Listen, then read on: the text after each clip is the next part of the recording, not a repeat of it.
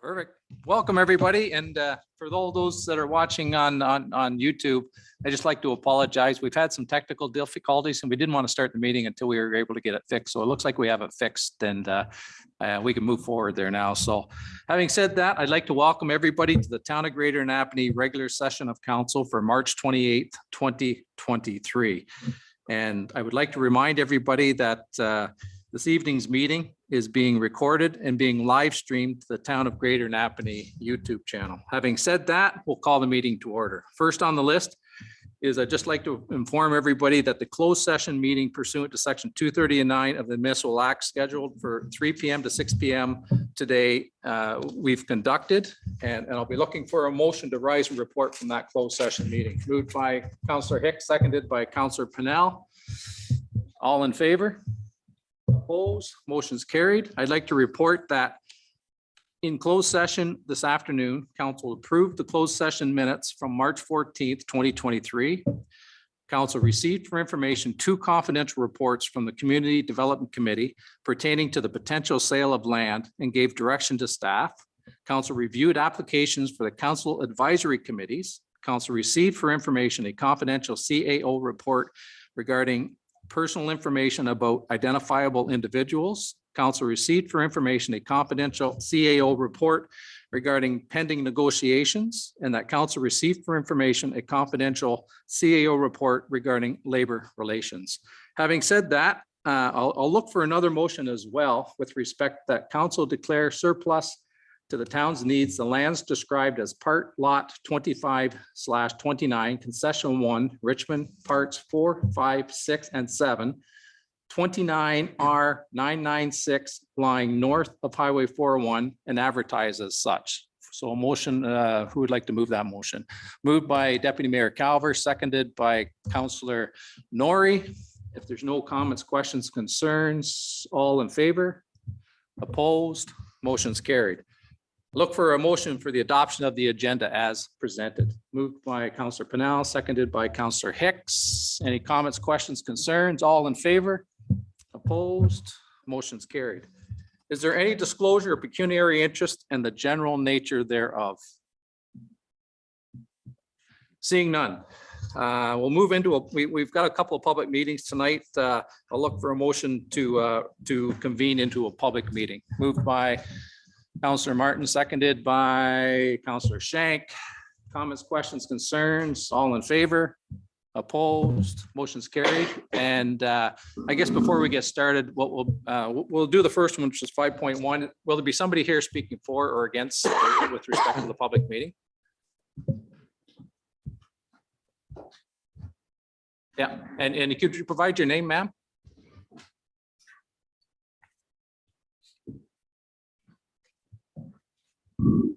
Good evening, Mr. Mayor and councillors. My name is Catherine Tran, a planner at RFA Planning Consultants, the agent on file.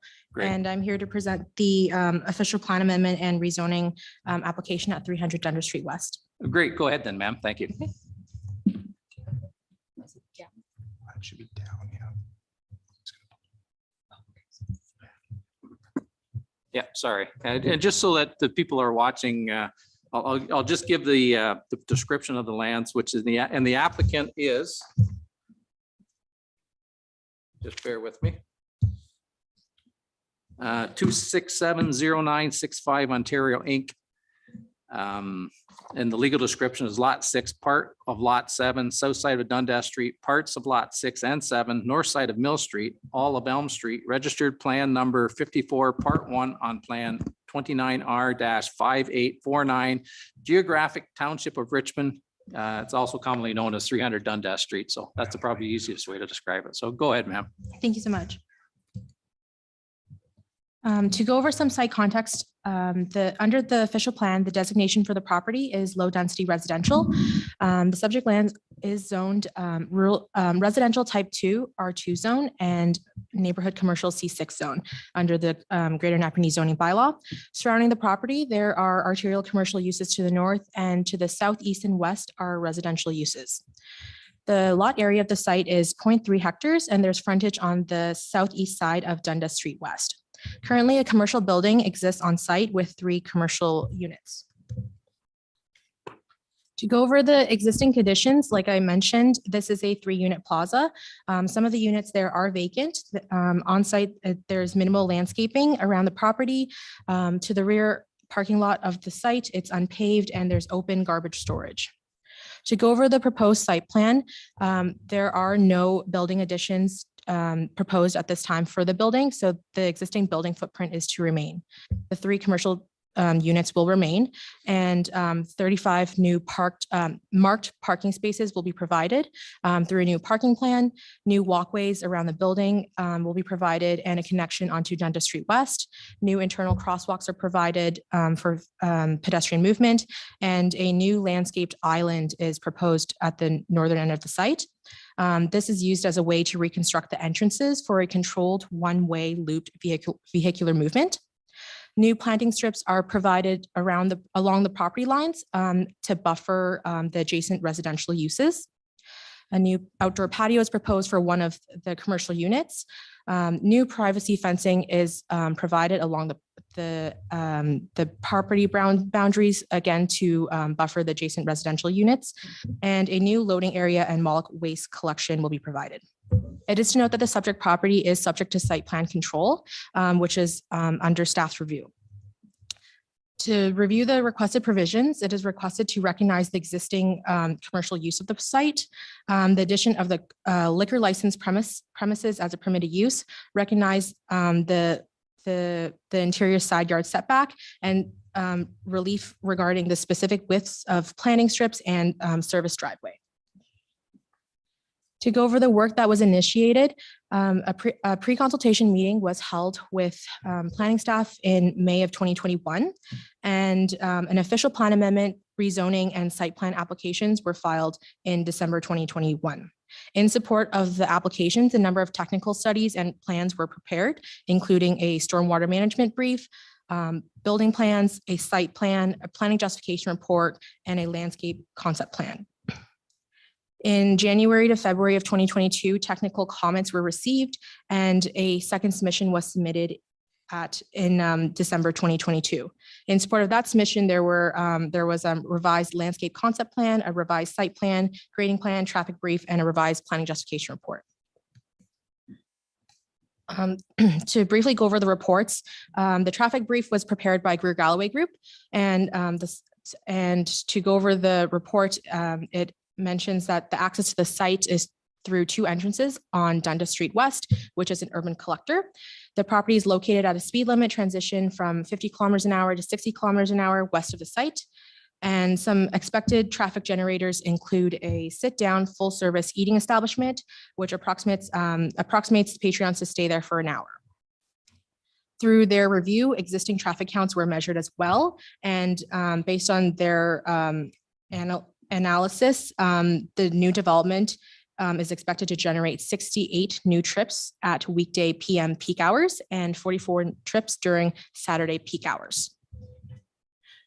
To go over the stormwater management brief, this was also prepared by Greer Galloway, and the stormwater management brief examines the impacts of the proposed changes, including the reduced granule surfaces, increased paved surfaces, and additional lawn and landscaping. There are no known existing stormwater restrictions and drainage issues. Infiltration will be encouraged along the property lines shown in the dashed blue lines, and post-development drainage calculations suggest a net decrease in stormwater management. Overall, the landscaping plan will naturally provide some measure of quality and quantity control.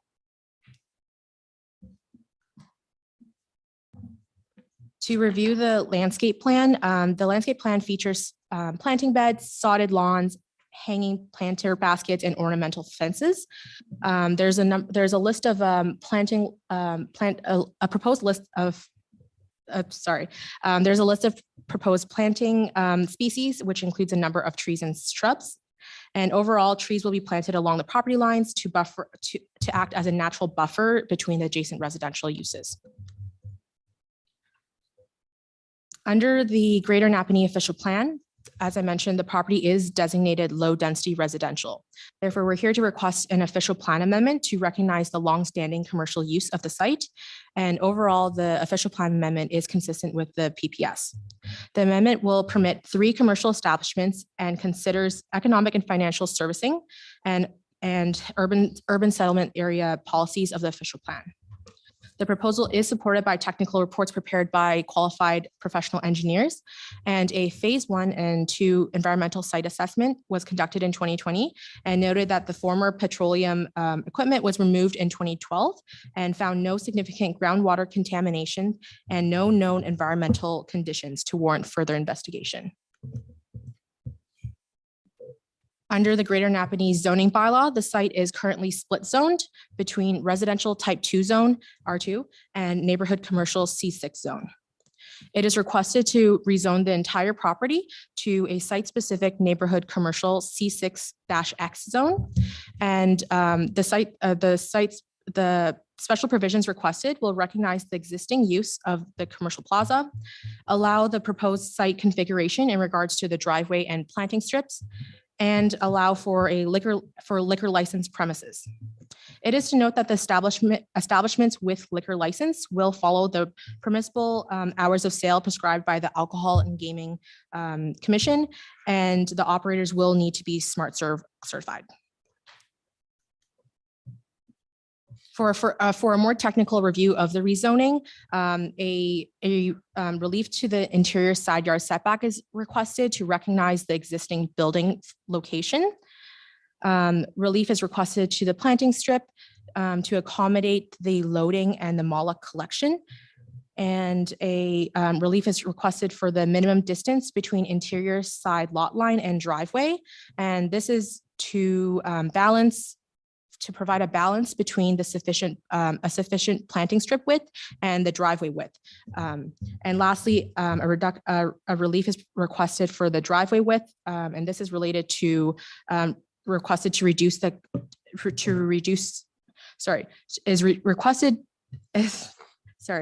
relief is requested to accommodate a planting strip and a walkway on the site. Overall, the studies required by the town have been prepared by qualified professionals. The peer review was completed with no outstanding issues. Stormwater flows will not negatively impact neighboring properties. A new parking and landscaping plan are proposed. New privacy fencing is to be provided, and the requested approvals are consistent with provincial policy and the town's official plan. Thank you. Great, thanks, Catherine. I guess, does anybody have any questions of Catherine first, and then we'll allow Mike to weigh in there. So go ahead, Councillor Pennell. Thank you, through your worship. Thank you very much for the report. I just noticed that in the planning justification report, section 3.2, it mentions Northumberland. And is this just a spelling mistake, or is there something I should know about? Yes, this is definitely a spelling mistake. Thank you for catching that error. Yeah. And that's fine. Great. Thanks.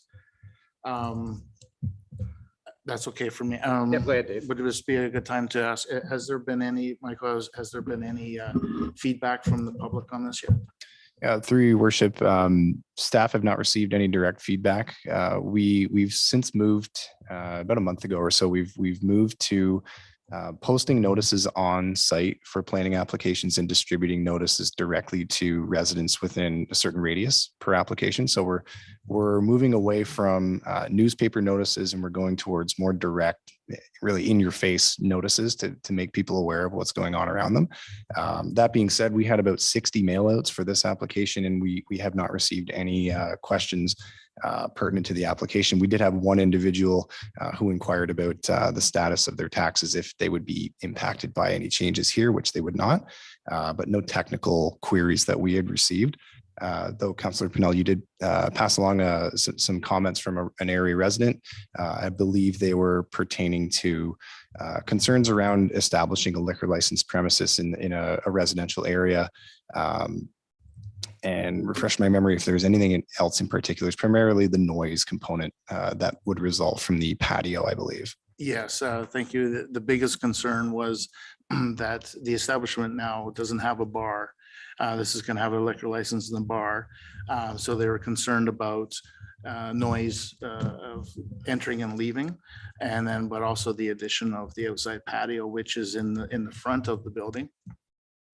And of course, this is in a residential zone, so they just have concerns of that. And of course, the big one that everyone has is leaving the establishment under the influence, but that'll be taken care of through Smart Serve or police patrol, sorry. But just the first one was definitely about the noise of the patio. So. Yeah, and I can comment on that briefly, and if I misspeak, then the clerk can correct me. But we are currently reviewing our noise bylaw and looking at our patio licensing bylaw. So we will have some level of control around the operations of that patio through the licensing process associated with the patio itself, where we can limit hours of operation and the like. So that combined with the buffering proposed with more robust fencing than what's currently there and enhanced plantings, staff are confident that we'd be able to help mitigate any of those nuisance complaints that might result. Okay, great. Thank you. Yeah, thank you, Councilor Pennell. Does anybody else have any questions of Catherine and I know I want to let Mike weigh in if he's got anything more as well, but any questions of Catherine? Seeing none. And did you want to add anything else, Mike? Your worship, nothing further beyond what Ms. Train has presented this evening. Great, thank you. And just to check, is there anybody else in the body of the council chambers that wishes to speak for or against the application? Seeing none. If there's no further questions, thank you very much, ma'am, for coming and providing a very detailed presentation for us. Thank you. Your worship, just to give council an update, we're looking at bringing this back probably within about a month's time, maybe slightly thereafter. There are just a couple of additional technical matters to be addressed from a grading perspective that we're working with the applicant on. So just going to iron those out and then we'll bring this back for recommendation. Great. Thank you very much, Michael. Great.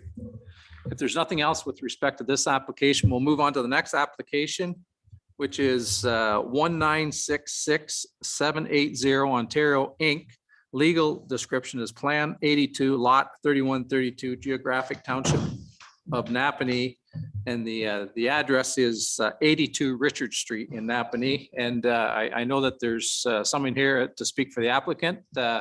Mr. Isbester, go ahead, and we'll check and see if there's anybody else once you're through. So go ahead, Andrew. Okay, thanks very much, Mr. Mayor, Deputy Mayor, councilors, staff.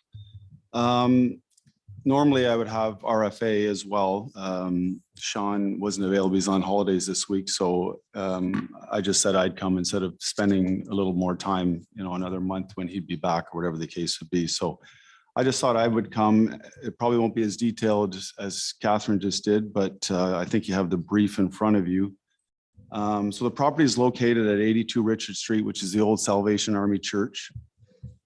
We purchased it last year. We recognized the fact that we needed more amenity space for what we wanted to do in terms of an 11-unit apartment building. So we actually purchased the lot behind it to add for amenity space and extra parking. We actually purchased that this year, so there'll be a lot addition there. The existing property included the church section, which has an upper and lower unit. It actually had 5 existing unutilized apartments at the back that the Salvation Army used to use 10 years ago, probably. So there were 5 apartments. They were using 1 for an office. So those were unutilized. And so the property had the church, the 5 apartments, 2 up, 3 down, and 10 to 12 parking spaces on a paved parking lot that's currently there. We've already received the permits and are completing the renovations for the back 5 units as we speak. The property is fully serviced. Both the back section is serviced as well as the front section.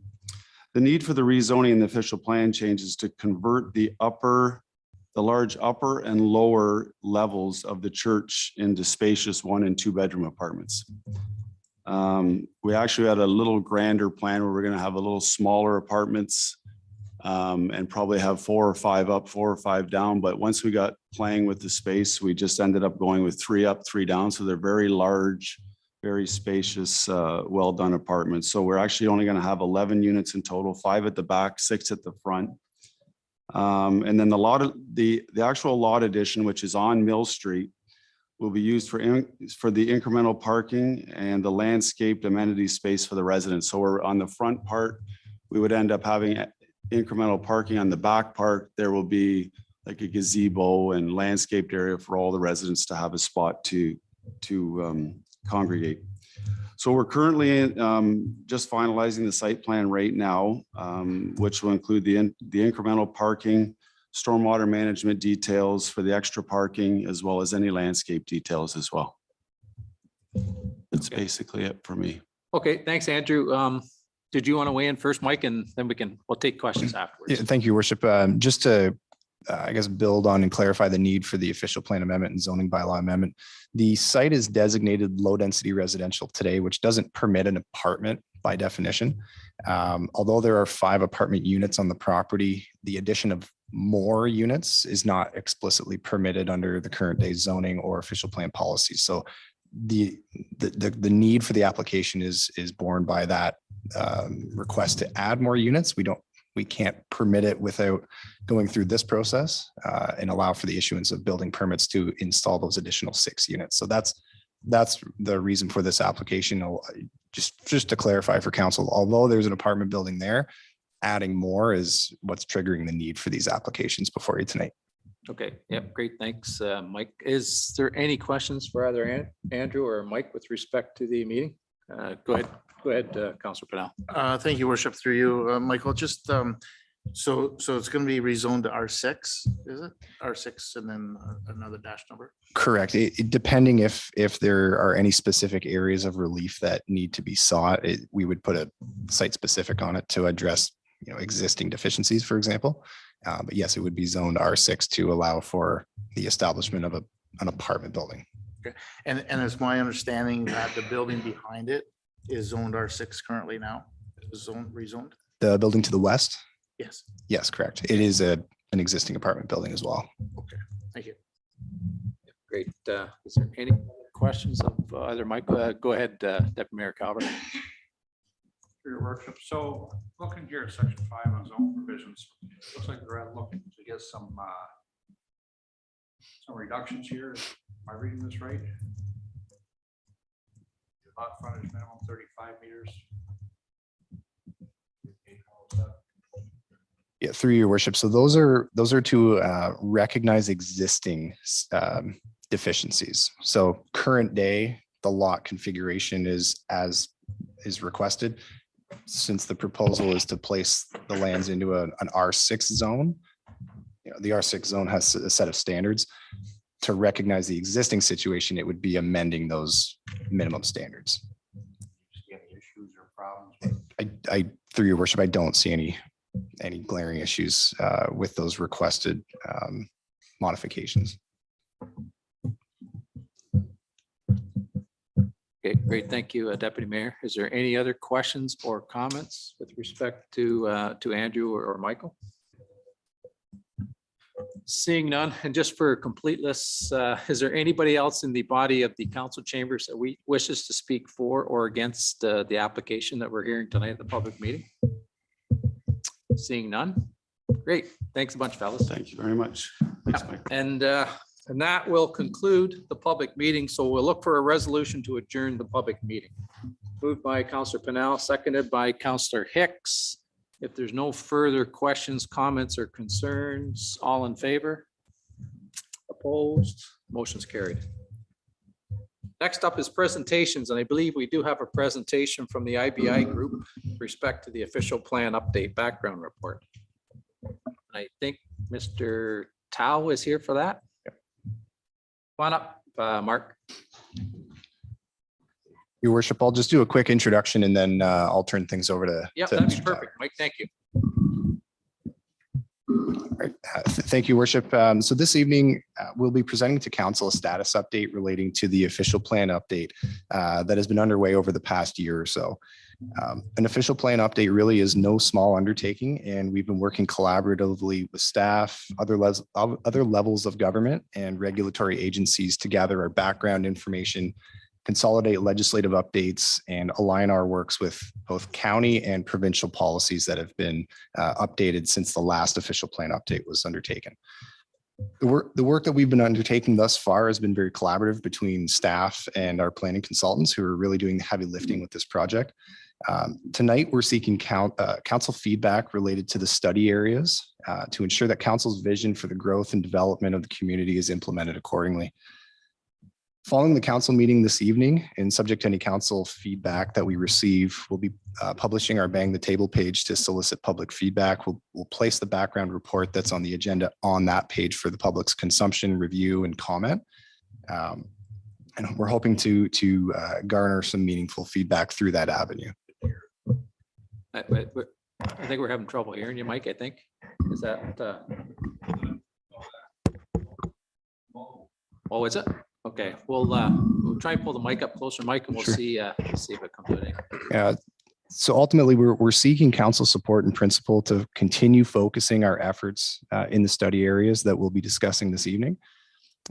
County of LNA is our approval authority for this official plan update, and we understand that County Council will be receiving an update on the status of their own official plan update in the month of May. So what we're looking for tonight is to seek, I guess, direction from council or any pertinent feedback, hopefully tonight or by our deadline of about April 21st, so that we can take that information into account and make a submission to the county for their consideration. So now I'd like to introduce Mr. Mark Tao of Arcadis IBI Group, who will be walking council through the presentation and the findings of the background report. Great, thanks. Thanks, Mike. And go ahead, Mark. Good to see you. Thank you. Thank you very much. So I'm just gonna, I think I can, it's gonna work. There we go. What's that? We see if it's fine now for them here. Yeah, go ahead. Oh, Just- can you hear me okay? You guys hear okay? Yeah, I think that microphone seems to be working a whole lot better than the other one, I think. All right, sounds good. Okay. No, No. well, this microphone seems to be transmitting a lot better here, but I'm just going to remind everybody that we really do need to bring our voices up and we need to speak into the microphone for sure. So, All right. So I'll use my you're in trouble voice I use my kids, and hopefully that works. it seems to be working really well right now. So All go right, ahead. good. So I'm going to look over there just so I keep track myself, but try to keep up. So as we said, as Michael introduced, this is a presentation regarding the official plan update, particularly the background report and some discussion papers that were prepared in advance of actually drafting the official plan update. We have started to work on the draft of the update as well, and to keep things moving along. So the presentation tonight is just going to go through essentially the work done to date, looking particularly at what was addressed through the background report, the policy context, some of the growth projections that inform how and where the town will grow, looking particularly at industrial employment lands, as well as residential lands and residential growth of the town, and how that could be addressed. And then some other a list of various other topics that the official plan is going to update or assess as well. So the purpose of the meeting specifically tonight is really just to provide and highlight the recommendations identified in the background report, looking at things like adjustments to the urban boundary that are being contemplated, and as well as the official plan update for the county, and how that affects the OP update of the town as well. So for those of you who were on council last term or otherwise engaged would have perhaps recalled the meeting we had about a year ago, the startup meeting to council in March, I believe, or February, March of last year. We've moved slowly since then, intentionally, because of the county initiating their own official plan update, and then more recently the province indicating that they're going to release a further update to the provincial policy statement this spring, summer. So both of those things directly impact the official plan update. So we didn't want to get too far along of the update and have to maybe step back and rework some things once those other two documents were released. So right now we're at the background recommendations report phase. We look to get input on these documents from the public and council, and then really get into the meat of the update with the draft of the official plan document released this summer. And that would be an opportunity for open houses and other public consultation and input that could happen during that time as well. And then move into the fall of this year, timing with the county official plan update, because their update has to be essentially approved before the town's official plan update can be approved. We're hoping that can all happen before the end of the year. So we looked at, as noted, some of the changes to the provincial policy statement from the last official plan update. So PPS 2020 has been approved, though the province is moving quickly to update the PPS again this year. There's also been changes to the Planning Act, as many of you are probably aware, particularly Bill 23, which had some very impactful changes, as well as Bill 109, which made changes to the planning approvals process, conservation authorities, et cetera. So we have to take those into account in terms of updating the official plan policies. I already mentioned the county official plan update, which also included or will include later this year update to the natural heritage system study or natural heritage system policies. Once that is finalized, it's anticipated to be done through a second update to the county official plan. Also looked at town documents such as the strategic plan, the recreation master plan, development charges background study, and also the municipal class environmental assessment that the county led regarding new roads and infrastructure in the northwest portion of the urban area of the town. So there's a number of policy changes that we anticipate would happen. Some of these are fairly matter of fact or routine that would come about as part of any official plan update. And some of them are going to be more specific to address issues the town may have seen come up over the last number of years, or may address external changes such as county or provincial planning policy changes. So I'll go through some of these in more detail in the presentation, but they range from provincial policy changes to dealing with residential growth and pressures for affordable housing, changes to environmental protection policies, aggregate resource policies, addressing parkland and protection or provision of open space and community facilities.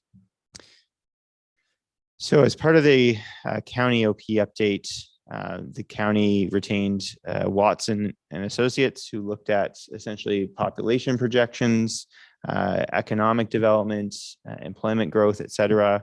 And the intention of that was to identify where and how much the county is going to grow, and then allocate or identify where that growth will happen in each of the municipalities. So Loyalist, Napanee, Stone Mills, and Acton Highlands. So the work that the county's consultant did identified that by 2051, so essentially 30 years. Sorry. There we go. That the county is expected to grow by about 15,000 people and 6,800 jobs. And of that, about 4,700 people, the population of the town, will increase by 2051, and about 2,200 new jobs will be anticipated to occur in terms of growth for the town. That being said, that's a fairly, what I would say is a conservative growth number. We've all seen over the last few years, particularly with COVID, but certainly with immigration increasing 1 million new people to Canada last year alone. And the target for Ontario to have thousands of new homes every year, net increase over typical growth. We're expecting, probably on a more anecdotal basis, that we may very well see more growth than that, certainly over the next several years.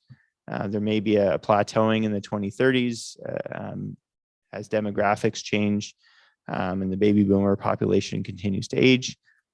But certainly over the next 10 years, I think the growth is going to be a bit more keen and more representative of what we've seen the last couple of years. So as the impact there is, we would need to make sure that we have adequate land available for both housing and for jobs, so employment lands. So we look at the growth and land use schedules in the official plan, which would look at land designations in the urban area, as well as the rural and outlying areas of the town, agricultural lands, et cetera. But primarily the focus for growth is going to be the urban area.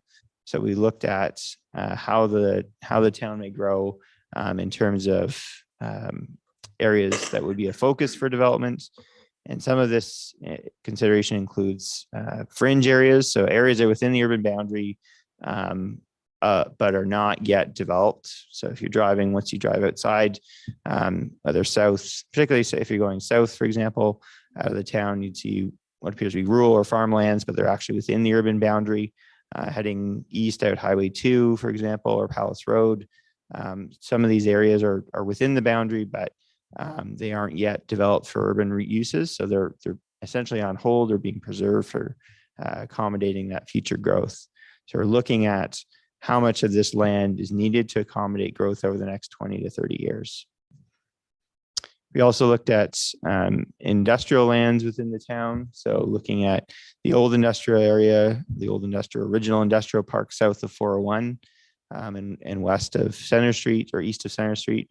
And then I would say the kind of more formal large scale industrial lands north of 401, and looking at how the growth in employment lands can be accommodated within those areas. So some of the recommendations for the employment lands based on what the work that we've done to date and the anticipated growth is for the areas north of 401, as we are aware and council will be aware, there are some limitations on the ability to develop those lands due to some servicing constraints, particularly need for enhanced water service to accommodate larger scale developments of employment lands in that area, as well as road access. So we understand that there's a master servicing study that's anticipated for 2024 that would look at how that area could be serviced and how some of the employment lands could be made more shovel ready. And part of that may include doing a plan of subdivision on the town's own lands. For the vacant land within the urban boundary that's anticipated to accommodate residential growth, there are lands that are currently designated for development as residential, but a lot of them are constrained in various ways. They may be just fragmented small pieces of land. They may be constrained by environmental constraints or nearby employment land uses. Or it may simply be that the landowners don't really have an interest in developing.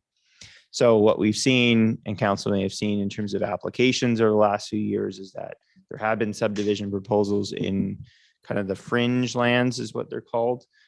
So these are areas that are within the boundary, but had anticipated not to be needed for probably another 10 years. And this is part of a reflection of the extreme growth that we've seen in Ontario and the pressure for housing. So what we're looking at now is how best to develop those fringe lands in a logical manner so that servicing can be done in a financially reasonable and responsible way, and that infrastructure can be provided, including roads. So we looked at essentially the 5 growth areas that could be designated for residential to accommodate this growth. So there's 5 what we've called 5 fringe areas. So designated as fringe within the official plan. So they're on the screen. Not sure if it's going to show up. No, laser won't really show up. So I'll go through them one by one in the next slides, but essentially there's 5 primary areas that could be assigned or designated to accommodate residential growth. So the first area is in the northwest. So this is in the area where the municipal class environmental assessment was being conducted by the county. So it's south of 401, east of or west of Highway 2, and north of current kind of more active development lands that we've seen. So this is an area that has high potential for development, is essentially in the path of existing and ongoing development.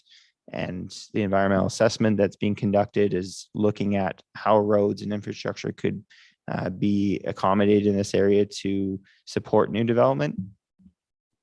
Fringe area 2 is essentially south of 401 and Palace Road and north of Highway 2. So this area is fairly constrained because of both limitations for access due to proximity to Highway 401. MTO is not supportive of new accesses for quite a distance along Palace Road. There's also some aggregate activity in this area that would constrain having a lot of residential in this area. And there's also some physical constraints related to water courses. Just limitations on road access is probably one of the bigger ones. Could you move the slide? Oh, sorry. Yeah, I'm going on my screen. They're not connected. So this was fringe area 1. So this is the area in the west end of town where you would have where we see lots of development ongoing, particularly south of Bridge Street West. And then this is fringe area 2. So this is the area south of 401 and Palace Road and north of Highway 2. And then fringe area 3 and 4 are both essentially in the southeast area of the town. So these are, if you're going south out of town on either side of the county road, these are areas that are primarily rural, some agricultural, there's some limited rural residential. There has been a new subdivision approved by council in a portion of fringe area 3. So there's been some growth in that direction, but there are some real challenges to getting extensive servicing into that area of the town. And so we don't see a whole lot of potential for growth in that area long term. And then the south, kind of the southwest fringe area 4, a lot of agricultural activity in that area, as well as some rural residential or kind of rural estate residential. And so and also some servicing constraints, getting servicing to that area of the town as well. So it's certainly a more of a future deferred area. So brings us to the recommendations, where we really see fringe area 1 as being the focus for residential growth over the next 20 years, as far as the life of the plan, updated official plan looks to. Part of the recommendation is likely that this area be subject to its own secondary plan. So this would be a specific planning exercise that would identify where uses would go, where roads would go, supplemental to the environmental assessment that's being completed, looking at kind of the major roads and services for that area. So part and parcel of this, looking at where residential growth would happen in the town, we've also been looking at the urban boundary as it currently exists. So the urban boundary that the town currently works under is quite, I guess, historically based. It's pre-amalgamation in terms of where the boundary is. And I believe it's probably linked to kind of pre-amalgamation municipality in terms of the bounds of the former town.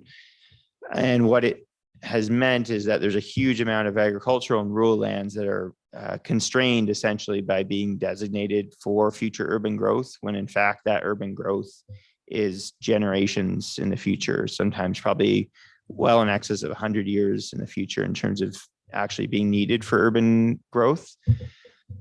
On the one hand, you could say that's, we're just preserving that. We're going to make sure it doesn't get developed with rural uses that wouldn't be compatible 50 or 100 years from now when we do eventually grow. But it really probably unfairly or unnecessarily constrains those land uses, particularly because essentially any land use that happens, any new land uses that happen within the urban boundary have to be, per provincial requirements, have to be on essentially full municipal water and sanitary services. So when we're looking at properties that are well beyond kind of any servicing plans for the next 20 years, it really essentially constrains any kind of use in those lands beyond existing uses and minor kind of infilling, rounding out. So given that those lands are not needed for many years or decades, what our recommendation is at this point, and would come forth formally through the first draft of OP update, is to contract the boundary so that majority of the fringe lands can remain as rural lands, and those landowners can continue to use them and develop them for appropriate rural or agricultural uses. And then really focus the urban boundary to areas that are needed certainly in the next 20 years, but then in a more reasonable time frame beyond that, probably for the next 50 years worth of growth rather than, well beyond 100 years of growth. So this is the contemplated, and I'm going to be careful with my words here because any boundary change that's going to happen has to be endorsed by council and ultimately approved by county council as the approval authority for the town's official plan update. And the wrinkle here is that boundary adjustments have to be consistent with county or upper tier official plan boundaries. So because the county is doing their official plan update right now, the timing works out well because in order for a boundary adjustment of the town's urban boundary to happen, it would have to be done essentially first by the county, and then the town's official plan would match that. So because the county is doing their official plan update right now, the town can request this boundary adjustment and the county can implement it in their official plan, and then the town's official plan would follow suit essentially. So it's a bit bottom up and a bit awkward in terms of how it can happen, but the timing actually tends to work out well because the OP updates for the county and the town are happening at the same time. So the areas that you see on your screen are fairly large in terms of acreage, but they really do reflect those lands that would not likely be needed, or certainly not needed for well over 50 years. And even at that point in time, it may not be that we would want to grow, the town would logically grow south or east or northwest. It may be that the town's going to continue growing to the west or in one of those directions. But that's why another reason why we want to contract the boundary, because really when a town or municipality grows, it's usually based on where servicing can be best and most economically provided, where community facilities are best located, roads, et cetera. So by having this fringe area in the boundary where it is, it really is a bit of an artificial and not well planned, I think, projection of where the town could grow. And it does lead to misunderstandings by those property owners as well, as to what's in store for their lands for the future. So by contracting the boundary to where it is, it, I think, makes it more clear where and how the town will grow, and then also sets up 10, 15, 20 years from now, a more proper assessment for the town and property owners to look at where is the best way, or where is the best direction to grow in, and how are we going to grow. So this is the updated boundary that is being I guess initially contemplated and recommended at this point in time, and that would be suggested to the county as the direction that we're leaning towards recommending, I guess, as part of the draft official plan update at this point. The county is looking for some information from the town and some initial input as to how the boundary might change as part of their next steps in the county OP update. It's not binding at this point. We still do have to go through the first draft and public consultation and get feedback on where that will, or where the boundary will be adjusted to. But we did want to make sure that this was clear and presented to the public and council at this point in time. The second part of this map is the blue area. So this is fringe area 1. And this is where we would contemplate essentially a secondary plan, or essentially like a land use planning study that would be done for this area. That's the next phase of growth for the town. And that would be a secondary plan that looks at, as I said, where the residential uses go, where the commercial uses go, major roads, parkland, et cetera. And this secondary planning exercise would be undertaken either by the town or by a group of landowners who want to develop it. They could take it upon themselves to lead that project, and the town would essentially review and be the approval authority for it. So the last few slides, I'm just going to shift gears from residential growth and industrial growth and boundaries to just all the other stuff that the official plan update would look at. So a couple of slides here with essentially a dozen or so bullet points looking at a variety of topics that the OP update is going to address. So looking at essentially within the town area. And the second bullet point, policies about how intensification can happen. So when there's projects like Gibbers, for example, or some of the kind of neighborhood infill intensification projects that might happen, kind of making sure that there's policies in place that protect existing neighborhoods and existing housing from negative impacts that might happen from an intensification project or redevelopment of existing properties in or along major roads or next to neighborhoods. Also looking at the fourth bullet point there, additional dwelling units, or these are traditionally secondary dwelling units, but the province has now mandated that the municipalities have to permit 3 dwelling units in every residentially zoned property, essentially, within urban areas. So what we want to do is make sure there's policies in place that make sure that those additional dwelling units happen in a way that's compatible to surrounding developments. Looking at tiny homes, other innovative housing types, the town does have, for example, mobile home parks north of 401, including some expansions to them. So we want to make sure that those types of uses, because they're good for providing an affordable housing option, to make sure that they're done in an appropriate way. We're also looking at refining the industrial designations so that we have likely the old industrial park south of 401 would be, I think, more directed to be more of a prestige or upscale business park, with more office uses, light industrial, supportive commercial uses, et cetera. And then the old industrial park, or the new industrial park, sorry, north of 401 would do more of the traditional general industrial, heavy industrial uses that require large scale parcels of land, good road access, et cetera, and are fairly well removed from residential uses that might be impacted by a heavy industrial use. Next slide. We're almost done, so bear with me. So other things we're looking at is consent policies. So right now there's a limit on the number of consents or severances that can be permitted. So we're going to look at, do we need to adjust that number of severances that are allowed from a property in the rural areas, particularly. So it's something to look at in terms of accommodating rural residential growth.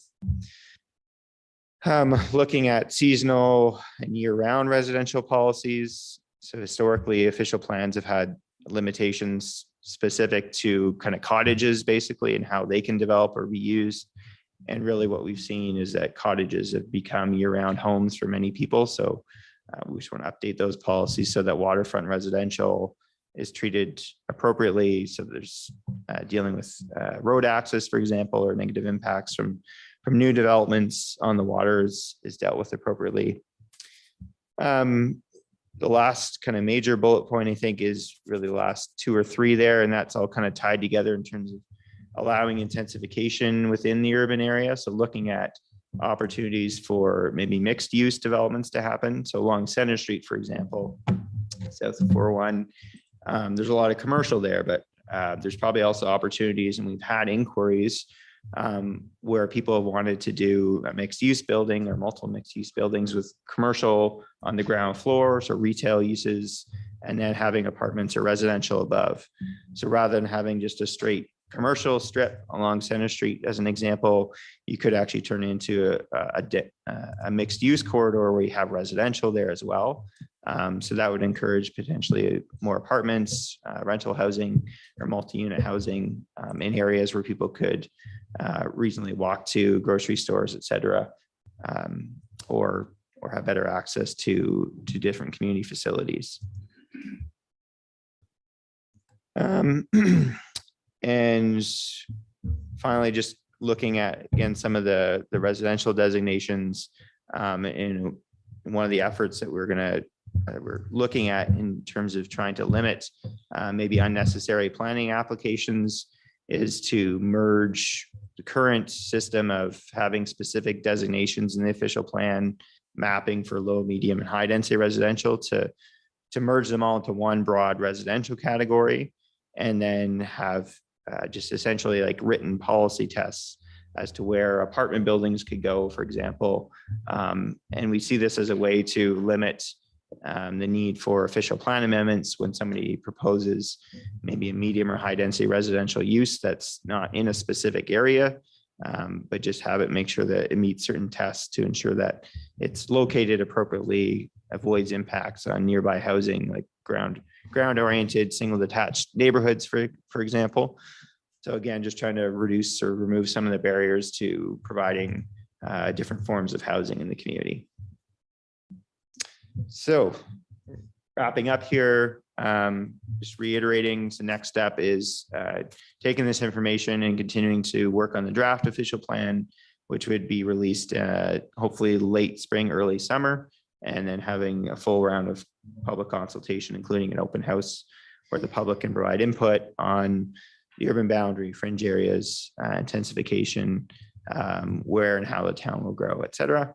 And then we'll take that and put it into a final OP update for council to consider. I think that's it for me, and open any questions that council may have or comments. Thanks, Mark. Yeah. Does anybody on council have any questions or comments with respect to the presentation that Mark did? Okay, yeah, go ahead. I think Deputy Mayor Calvert first. Oh, sorry. Okay, go ahead. Councilor Pinal, go ahead. Thank you, Deputy Mayor. Through your worship, thank you. I just have a question here regarding the timeline that we have before we have to marry up with the county guideline, or sorry, timelines as well. If after tonight, we're going to be opening up Bang the Table and looking for outside remarks coming in from potential landowners that maybe want to talk about adjusting the boundaries and such, and just wondering what kind of a timeline that we need to do this. I see that where we are in the open houses and stuff, but I was just wondering how fast we need to get on to something like this. Yeah. So through your worship, good question. And it's something that we've been trying to do this dance with the county in terms of keeping the ball rolling on our OP update, while not getting too far ahead of where the county is going, because we didn't want to be in a position where we've got something ready to go and then they make amendments to their plan that make us have to go back to council and amend it. So the boundary adjustment is kind of the one thing that's probably the most delicate in terms of making sure that what the town wants to do is lines up with when the county is ready to approve their amendments. So what we've heard from the county is that they're going to county council. I believe at this point it was later in April. Now May. And now into May. And what that is really just their first draft of their county OP and some of the background information. So at this point, they want to be able to present what the town is contemplating at this point, but it's not binding it's not binding. So I think how it will unfold hopefully is that we'll present them this initial idea or recommendation at a kind of consultant staff level as to the boundary adjustment. They can include it in their May meeting to county council. We'll be working on our draft official plan update, which would be released in the late spring, early summer. And then at that point, hopefully after that first draft official plan update process and consultation is completed, we can more or less finalize with input from council and the public what that boundary adjustment is likely going to look like, and send that back to the county for them to include in their update. So we do have some time, I would say, till hopefully by the end of the summer, we can have our boundary recommendation as supported by council to the county, and then that would feed into their document. So we do have time essentially to make those adjustments. And we're not 100% confident in the boundary, the fringe adjustments that we've got. We've kind of pushed it along to get something for the county, because we do want to make sure that the public has a chance to provide input on this as well. So, Okay, that's great. Thank you. yep. Is there any other questions of Mark? Yeah. Yep. Councilor Shank, go ahead.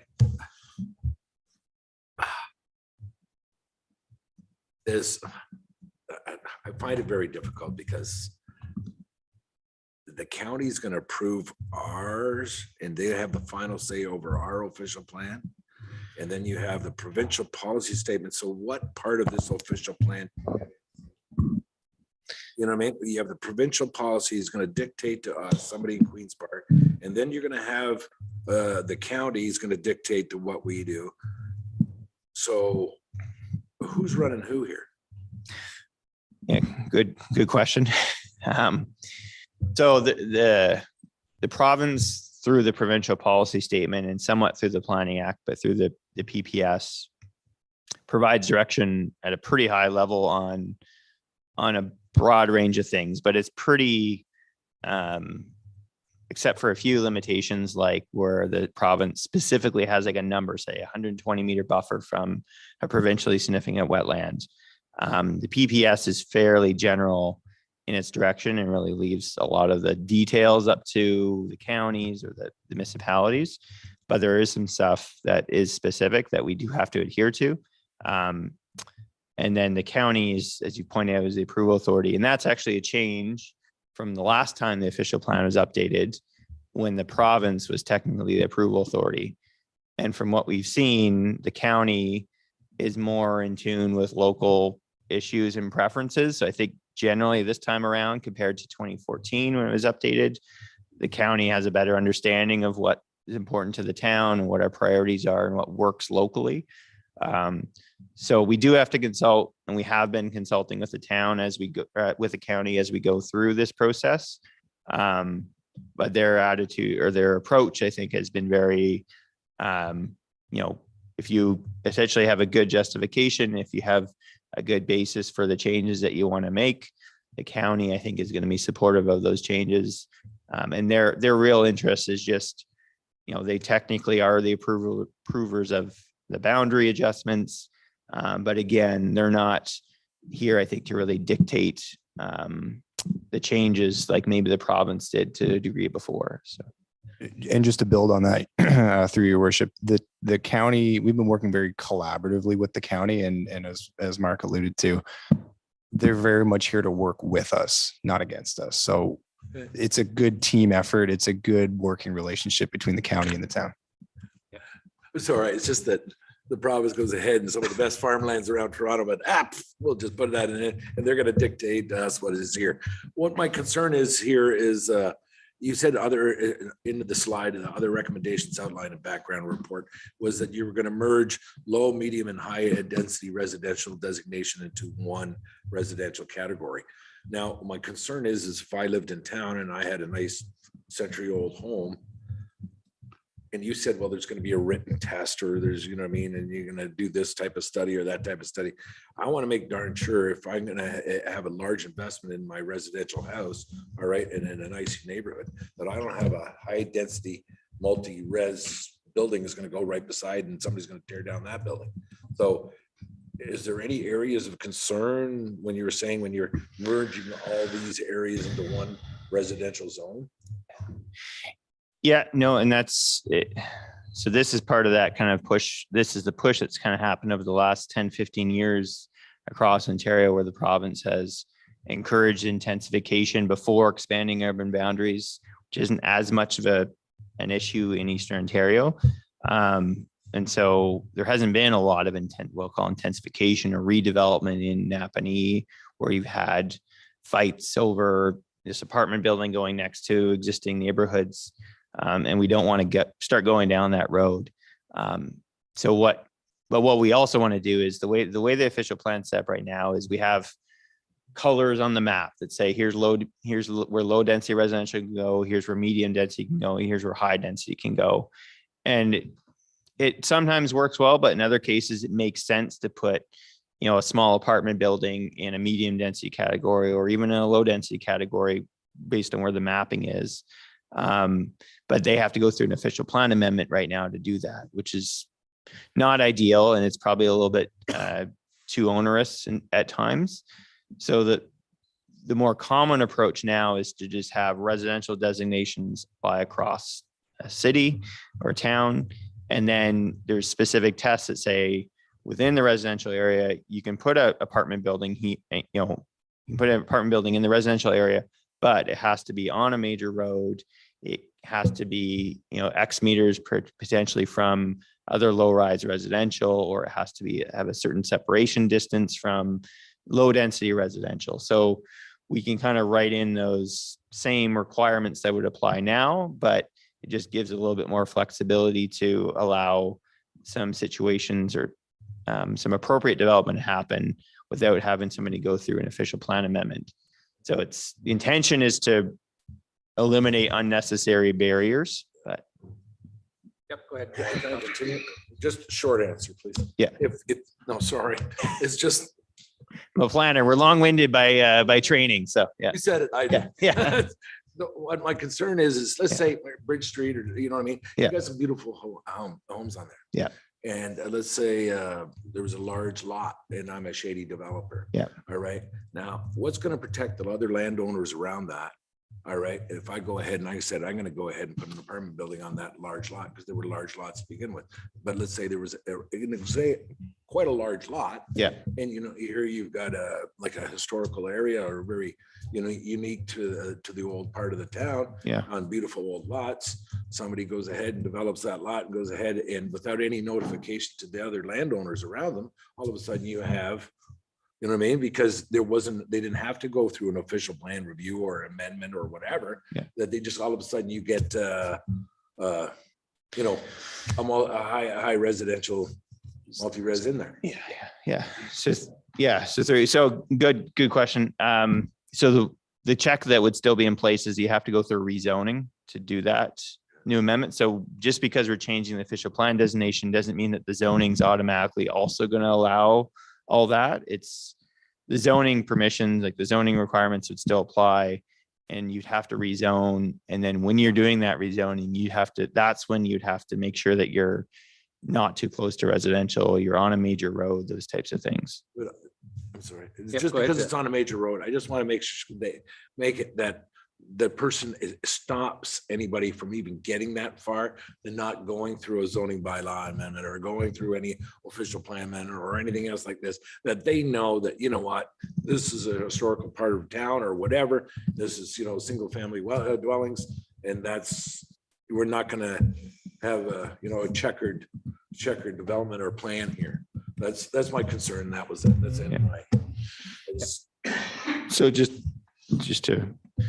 So I would say, like, when we bring the draft official plan back, we'll make sure that we highlight, this is the change, these are the tests that are going to apply. And then we can kind of run through maybe some examples and show, or if you have questions, we can show this is how it's intended to work. And if there's, if it's too loose, we can tighten it up. If it's, so we can. Go ahead, Mike. I think the key with that, through your worship, is there's still a level of control for council as the decision maker through the need for a rezoning approval, right? There's still that level of public oversight, council oversight on it. Yep, Councillor Hicks. For now. For now. Yeah. Good point. Is there any other questions or comments? The only, I guess, seeing none, the only comment I had, and I think Councillor Pennell asked it, was the timing with respect to, there's a lot of information here, a lot of good information. We still have some time for input before we have to get together with the county and hammer something out. So he answered that question. More of a comment than anything, looking at the fringe area and you really, and the diagraphs that Mark has put in there, you really understand some of the challenges we have with respect to infrastructure. I see on the one that, and I realize this is 20 years from now, probably long after I'm gone, but we're talking about putting bridges over the river and bridges over rail lines. And so there's going to be some real challenges, but from what I can see, but that'll be, I guess, for somebody else to make those decisions somewhere down the road. And through your worship, a lot of that work planning out where those roads should go is being undertaken right now through that municipal class EA process to really set the stage of where it makes the most sense to grow. But you're right, the nuts and bolts will be a little further in the future. Yeah, and that's why we do it. That's why we look far enough advanced that we have to plan for that, right? So, but it's very interesting. It really is. So, is there any other questions or comments? Seeing none, thank you, Mr. Tao. It's been very enlightening. And like I say, it's something that we do have to look, we can't just look 3-4 years down the road. We have to look well in advance. So thanks for the work you're doing, and I'm sure we'll look forward to seeing you again. So. Yeah. That's good. We'll see you Thank soon. We'll look for a motion to note and receive the presentation with respect to the official plan update from IBI. Moved by Councillor Hicks, seconded by Deputy Mayor Calver. If there's no further comments, questions, or concerns, all in favor? Opposed? Motion's carried. Deputations, and I think we may have a deputation this evening. Melissa Hoyt. Yep. Come on up, Melissa. Yep. Just you can introduce yourself and we'll get you to, as you've probably seen or heard, we have to get you to talk directly into the microphone because unfortunately it's not always that easy to hear, not only in this room, but also on Zoom land there. So yep, go ahead. My name is Melissa Hoyt. I just moved to this area and I'm very pleased to be here. This is not the kind of thing I do. I don't know how to do this. So I'm just a person who lives here coming to you with something that's important to me. And that is backyard chickens, backyard poultry. I know that last year there was a bang the table survey where 62% of people who responded wanted backyard poultry. I'm just a person here talking about something that matters to me. Ever since I was a little kid, all I ever wanted was to have a tiny little hobby farm of my own. Fortunately, I've been through 2 recessions so far, and even though myself and my partner make really good wages, we're still living paycheck to paycheck, and that little parcel of land's probably never going to happen. Lots of people in neighboring communities are currently able to have backyard poultry, and I just think we should be able to have it here too. I actually think we should go farther. I think that we should allow ducks as well as chickens. And I don't see why surrounding communities, especially Toronto, has backyard poultry laws and we can't have it here yet. I have submitted a statement, which I can read out, but I don't really like reading things out. So I'm just available here for any questions, but that's the heart of it. I mean, it used to be that families could have their own ways to sustain themselves. Now that's reduced, and I just want to see a little bit of it come back.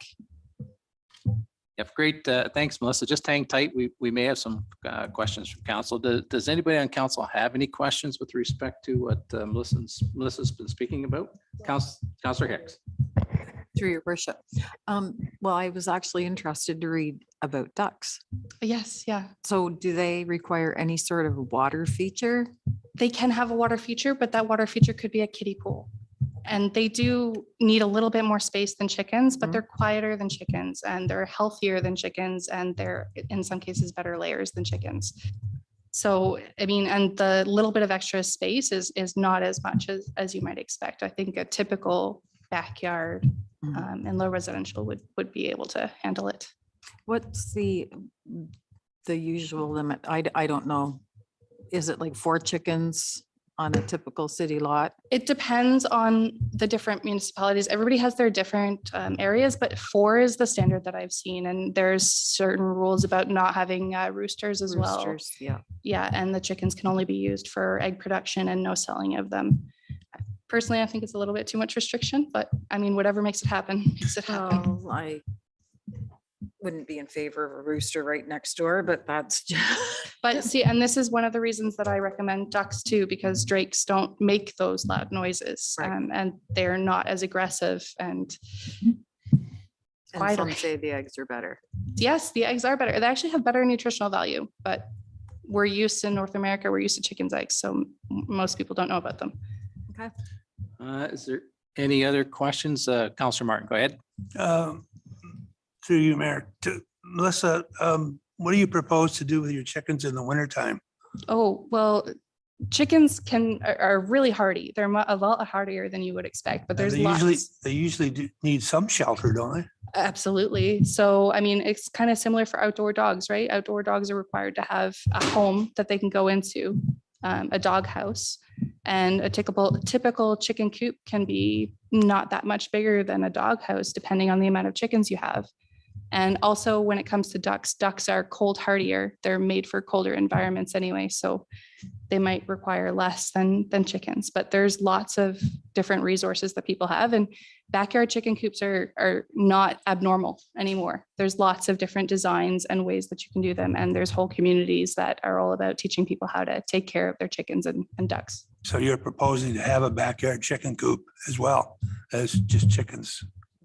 Yeah. So basically we would need a place for them to go to sleep. They wouldn't come into the Exactly. house typically. They would probably need a run. A fenced in backyard might be enough, but other communities have done such Yeah. things as require a specific designated Yeah. run.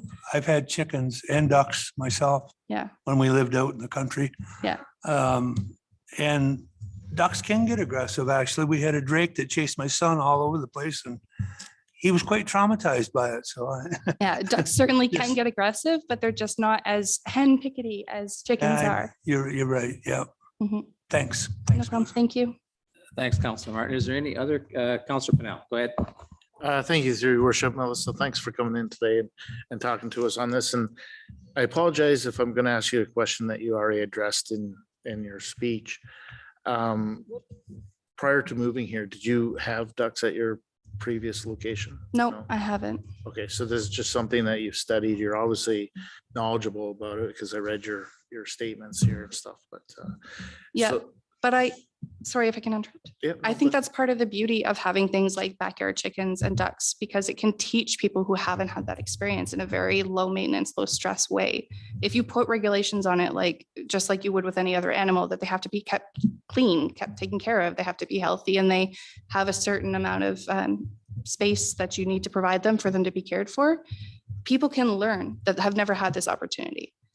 So I personally grew up very poor and I never had the opportunity to really be around animals. And I've made it my life since then to learn more and get educated. And I don't think I'm the only one here who has similar drives. Thank you. My only, one of my concerns about this would be when you feed and whatever's left over, if there's anything attracting any vermin, rats or mice or anything along those lines. Can you help us out on this, how that would be prevented? I mean, if we look at surrounding towns and their bylaws, there's a lot of different ways that communities are addressing this. But I also say it's not really that different than a compost heap. In fact, you can give some of your compost scraps to chickens and ducks, and it can actually help reduce that. Not to mention when they excrete, it's really good for the soil health.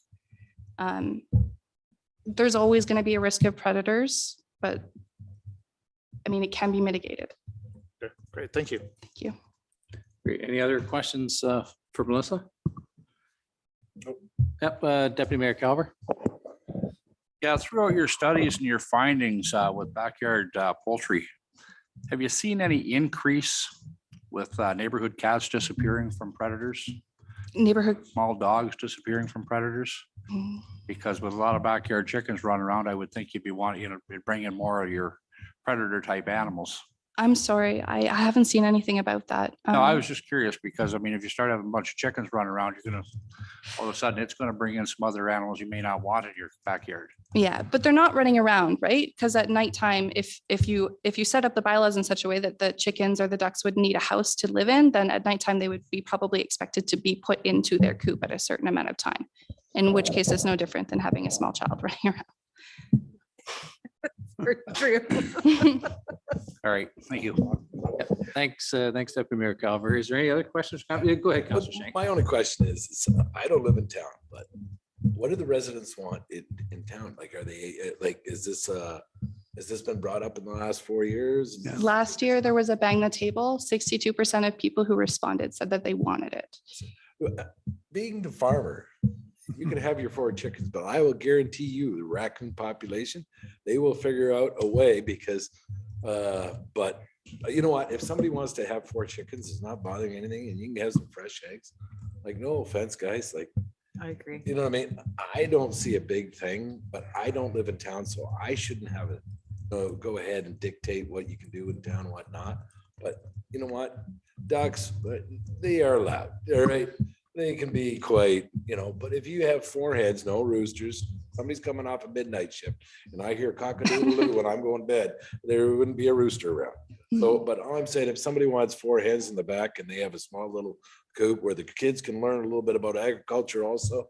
And, it is true, like any of your romaine lettuce or any of your, green scraps, you throw it out and they'll pick it up. And if you have any earwigs or crickets yeah. or anything else like that, it's gone.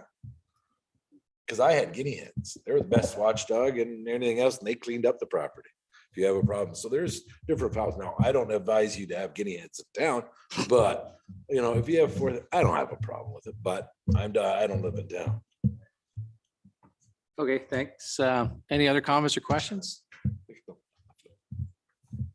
Seeing none, thanks, Melissa. I mean, obviously with these types of deputations, we're not here to make any type of decision tonight on it. Mhm.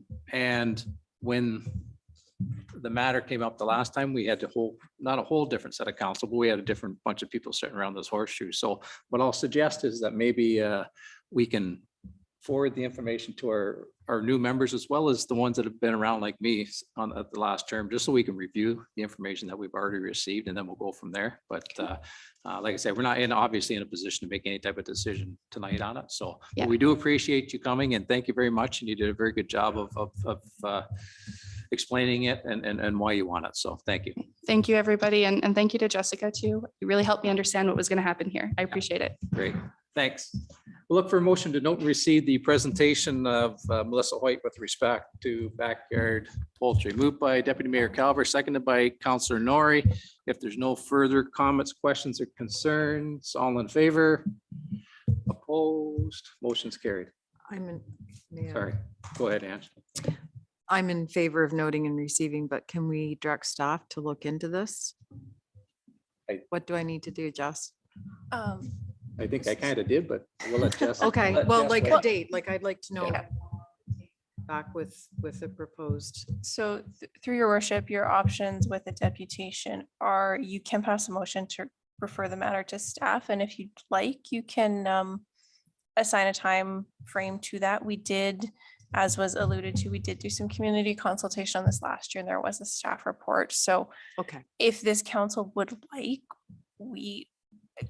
we're probably not going to re-research the whole thing. We'll probably just take that exact same report back before council, okay, for this council to have Yeah. a look at it. definitely like to see it for the next meeting, if If that's possible. in that case, I would request a motion to that effect. Okay, So do we want to do a second motion then, Jess, or do we want to amend the first motion? No, did we already vote on the last one? Note, yeah. note received? Yeah, So I think a new motion. do a new motion. So we'll look for a motion with respect to what Ange just said. Go ahead, Ange. oh, I'd like to move that staff bring the previous report to the next meeting or provide it for review. Seconded by Councillor Shank. Perfect. Comments, questions, concerns, all in favor? Opposed, motion's carried. Motion to accept unscheduled deputations. Do we have anybody here tonight that would like to do an unscheduled deputation? Seeing none. Moving on, we'll look for a motion for the adoption of the minutes, and I think we can do the adoption of two sets of minutes under one motion, can we not? So we'll look for a motion to the adoption of the minutes with respect to the regular session of council on March 14th, 2023, and the special session of council March 16th, 2023. So moved by Councillor Shank, seconded by Councillor Hicks. If there's no further comments, questions, or concerns, all in favor of the motion?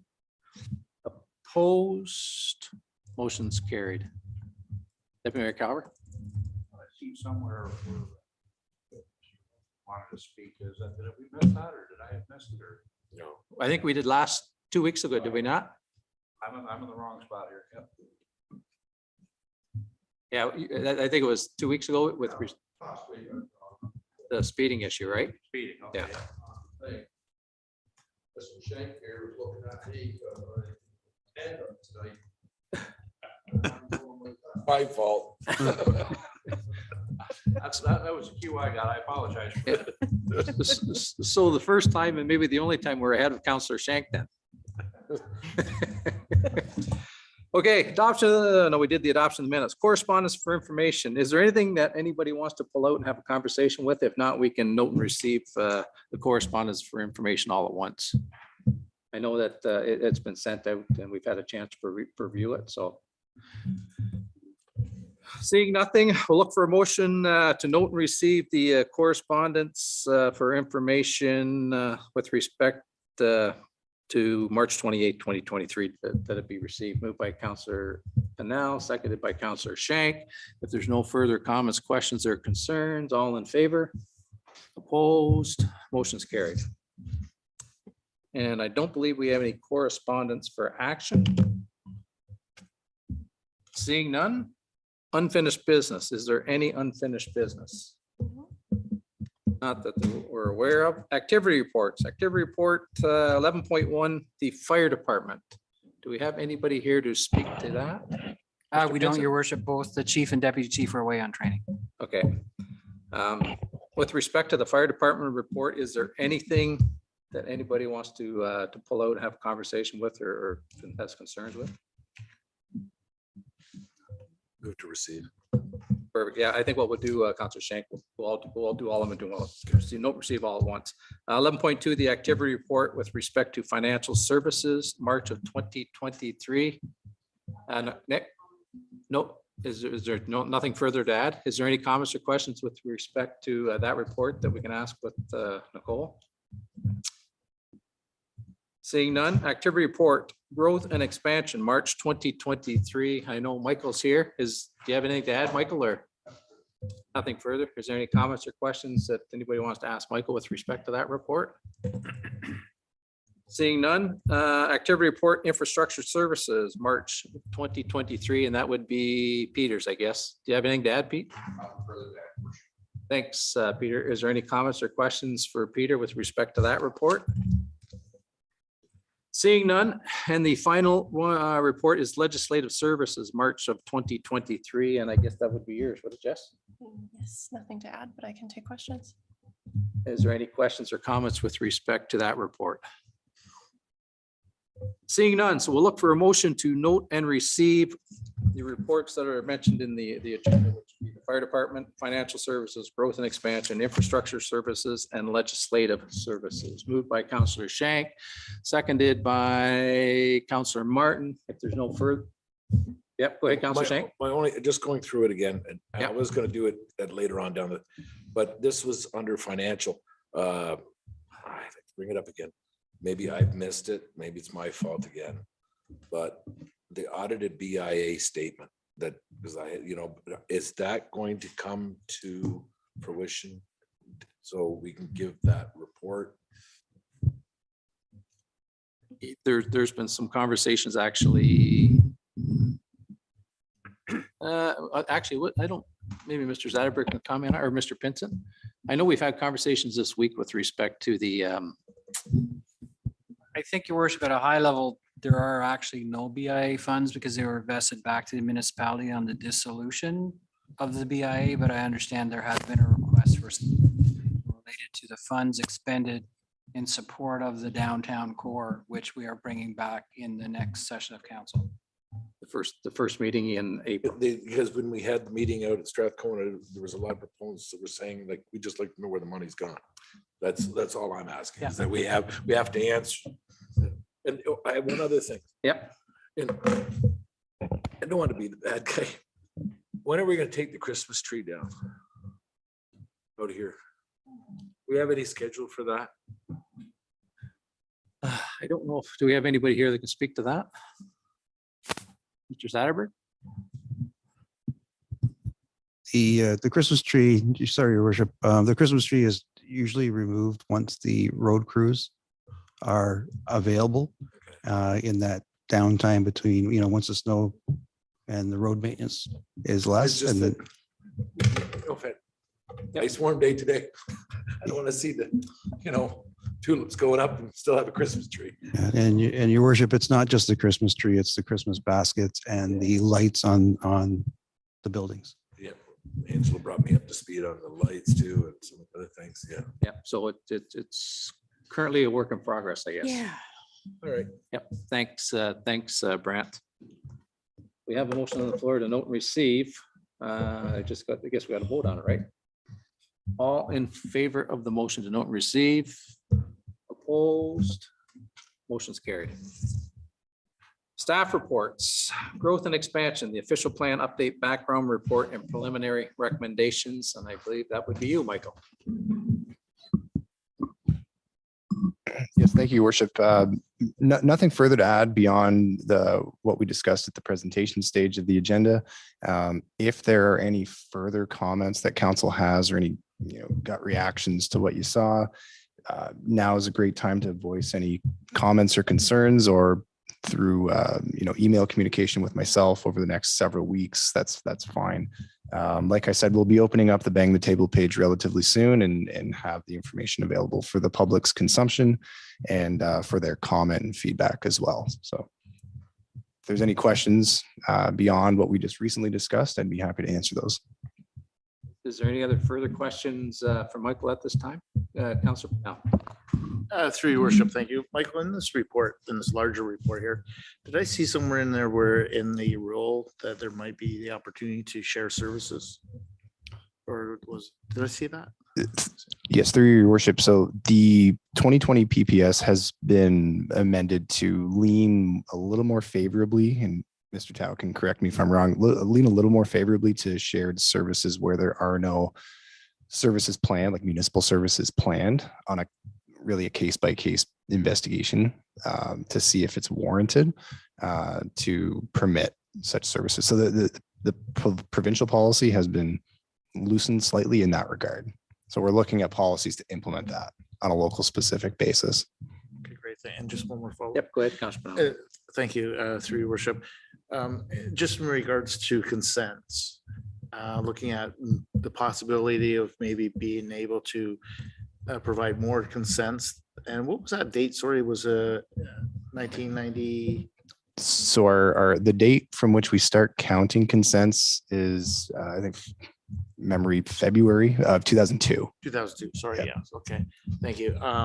What would that look like when you're saying about more consents, or would we still be looking at trying to keep the same road frontage?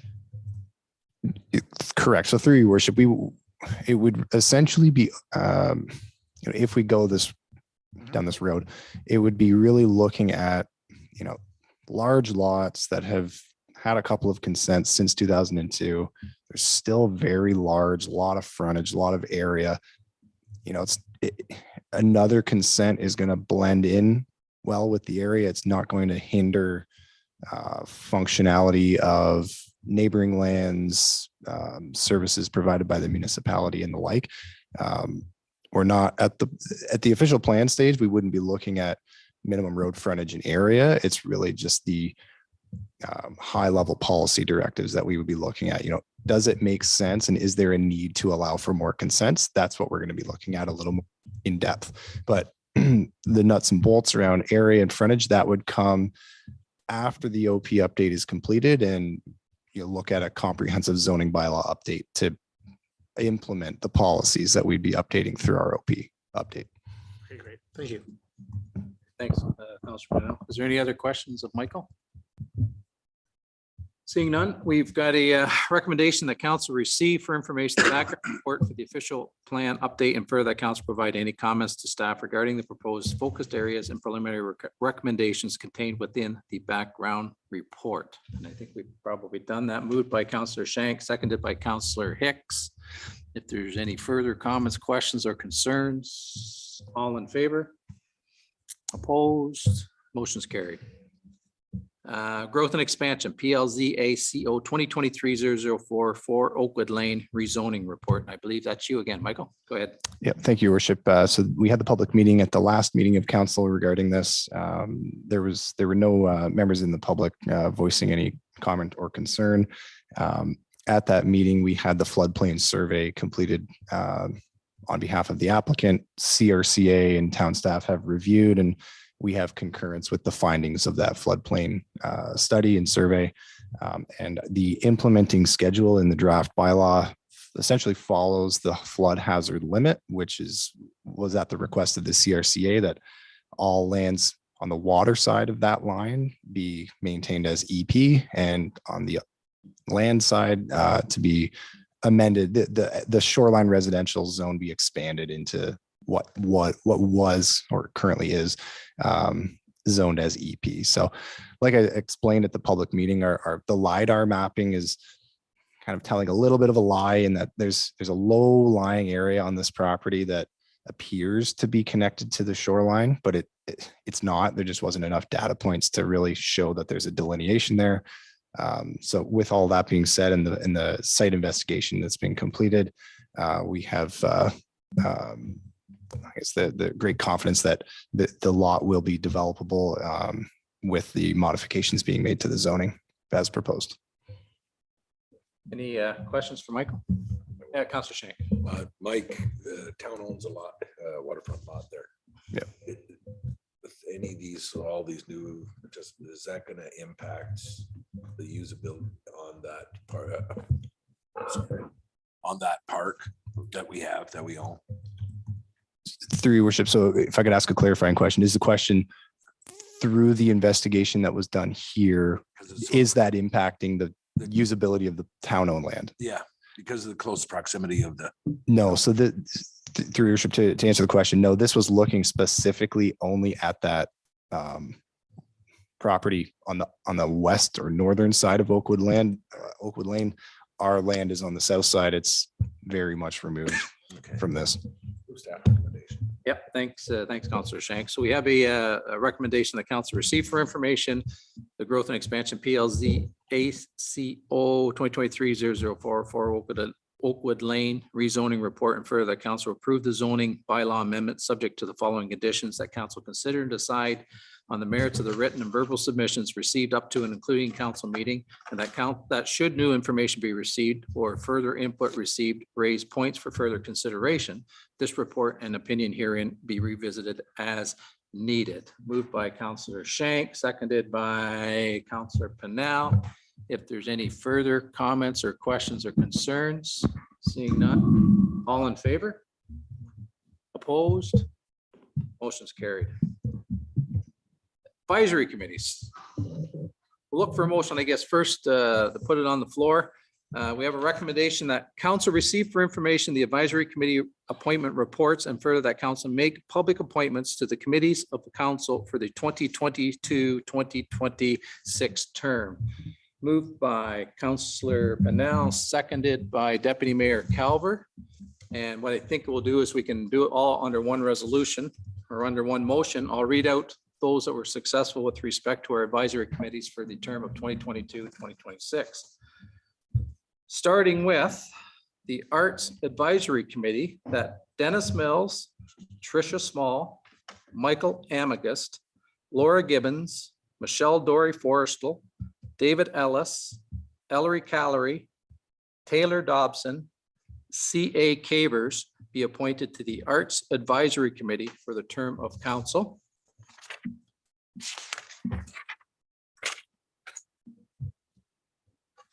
That Tracy Trottier, Matt Tebow, Heidi Lind, Rennie Hutzler, Ron Yeomans, Sarah Smith, and Ben Fleury be appointed to the Downtown Advisory Committee for the term of council.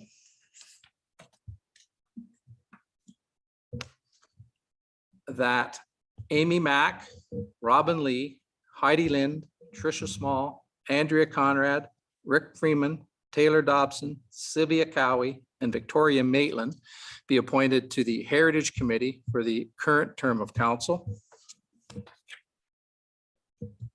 That Les Humphreys, Elena Fleury, Bob Mayo, Jeff Chestnut, Shayla Elliott, and Catherine Musselman be appointed to the Market Square Advisory Committee for the term of council. And that Deb Lowry, Mary Woods, Nicole Martin, Heather Faubert, Jim Wynn, Darren James, and Emma Arnold be appointed to the Pool Advisory Committee for the term of council. And then finally, that Mike Sewell, Mark Hamill, Dave Milligan, Sean Davey, Donald Stokes, Angie Elberry Harrington, Katrina Hill, Liz Dussel, Frank Collins, and Kimberly Sleds be appointed to the Recreation Advisory Committee for the term of council. Those are the appointments that we've made to our term of, or our committees for the term of council. We've got a motion on the floor. Is there any comments or questions or concerns? Seeing none, all in favor of the motion? Opposed? Motion's carried. Thank you. Market House and Town Hall reports. And I believe Mr. Zatterberg will be speaking to that.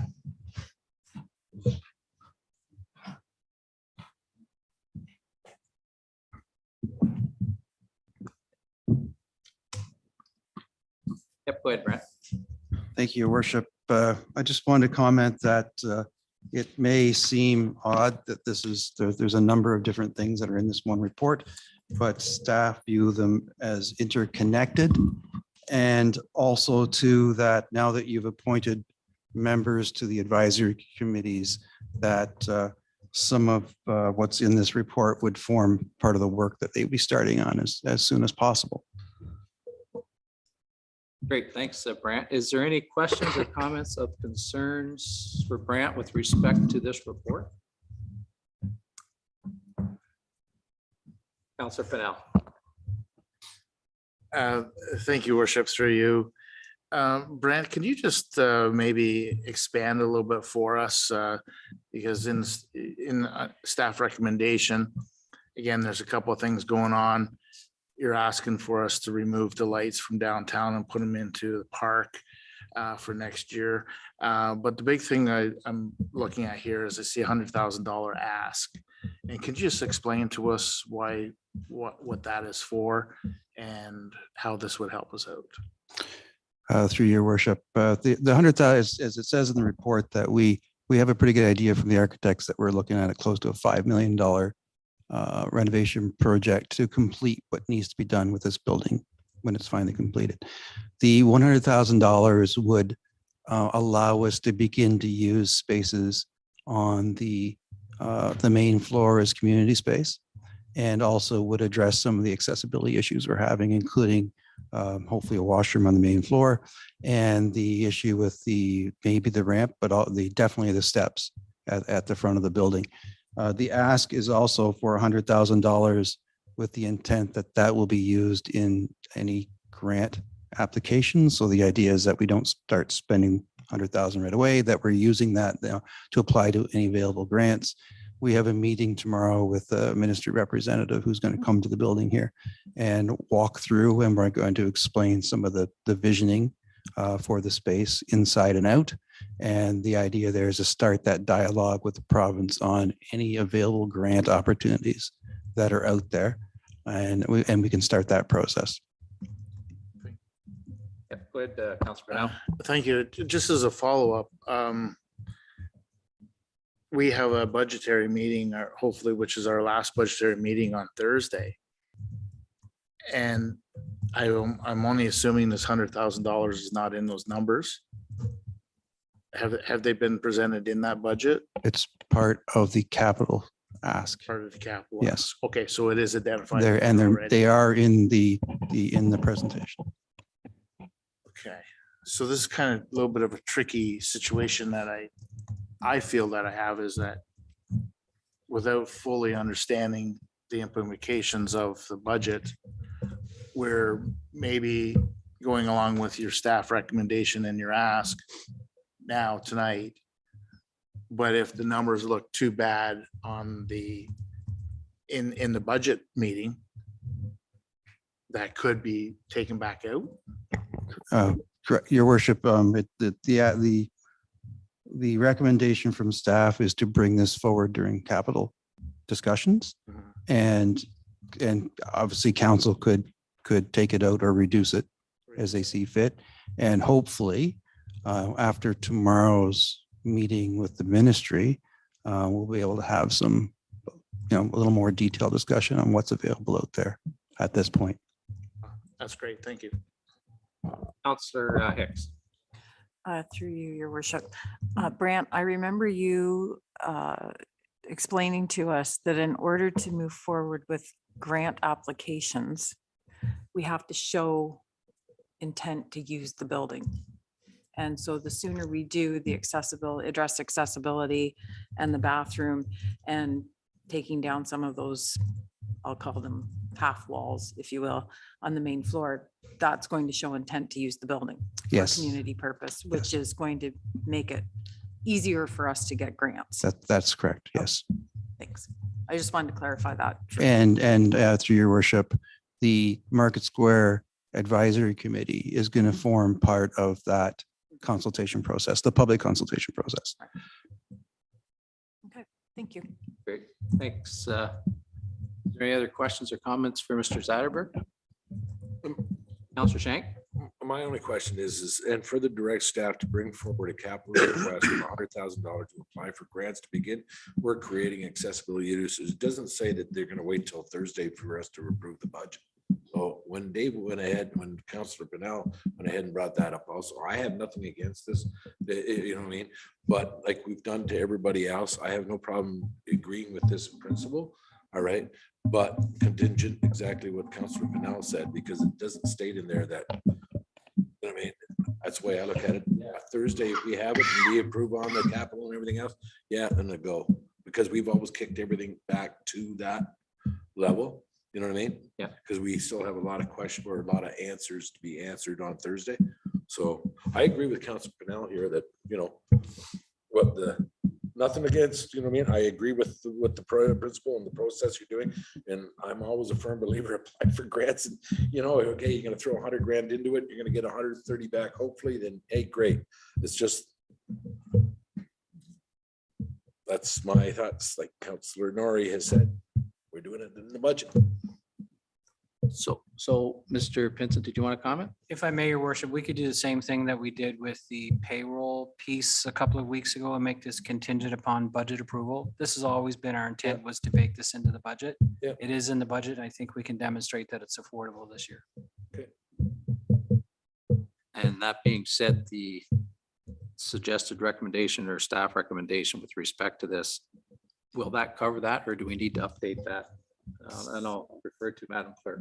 Through your worship, if council would be more comfortable with the wording, I can revise the motion and the agenda to say, and further the council direct staff to bring forward a capital request of $100,000 to apply for grants, and that staff begin work creating accessible and usable space on the main floor of 124 John Street, subject to or conditional upon budget approval. Just for clarification, your worship, that last part of that about creating a usable, accessible space was the volunteer and or free time of staff who were going to do some of the preliminary work. That, I'm sorry, I didn't explain that better. That wasn't the intent to start spending money. It was what can we do for no additional costs to get started. And I think if I may, through your worship to council, I guess what we're looking for is tacit approval of council to start tearing apart the main floor. Because what we've done is, as SLT has gone through, this is sort of linked to what we're doing in 12 Market as well, in terms of getting rid of some of the surplus and the records that the clerk is trying to manage. I would like to at least get some form of a nod from council as we start taking out non-load bearing walls that we understand that the board has actually approved that activity.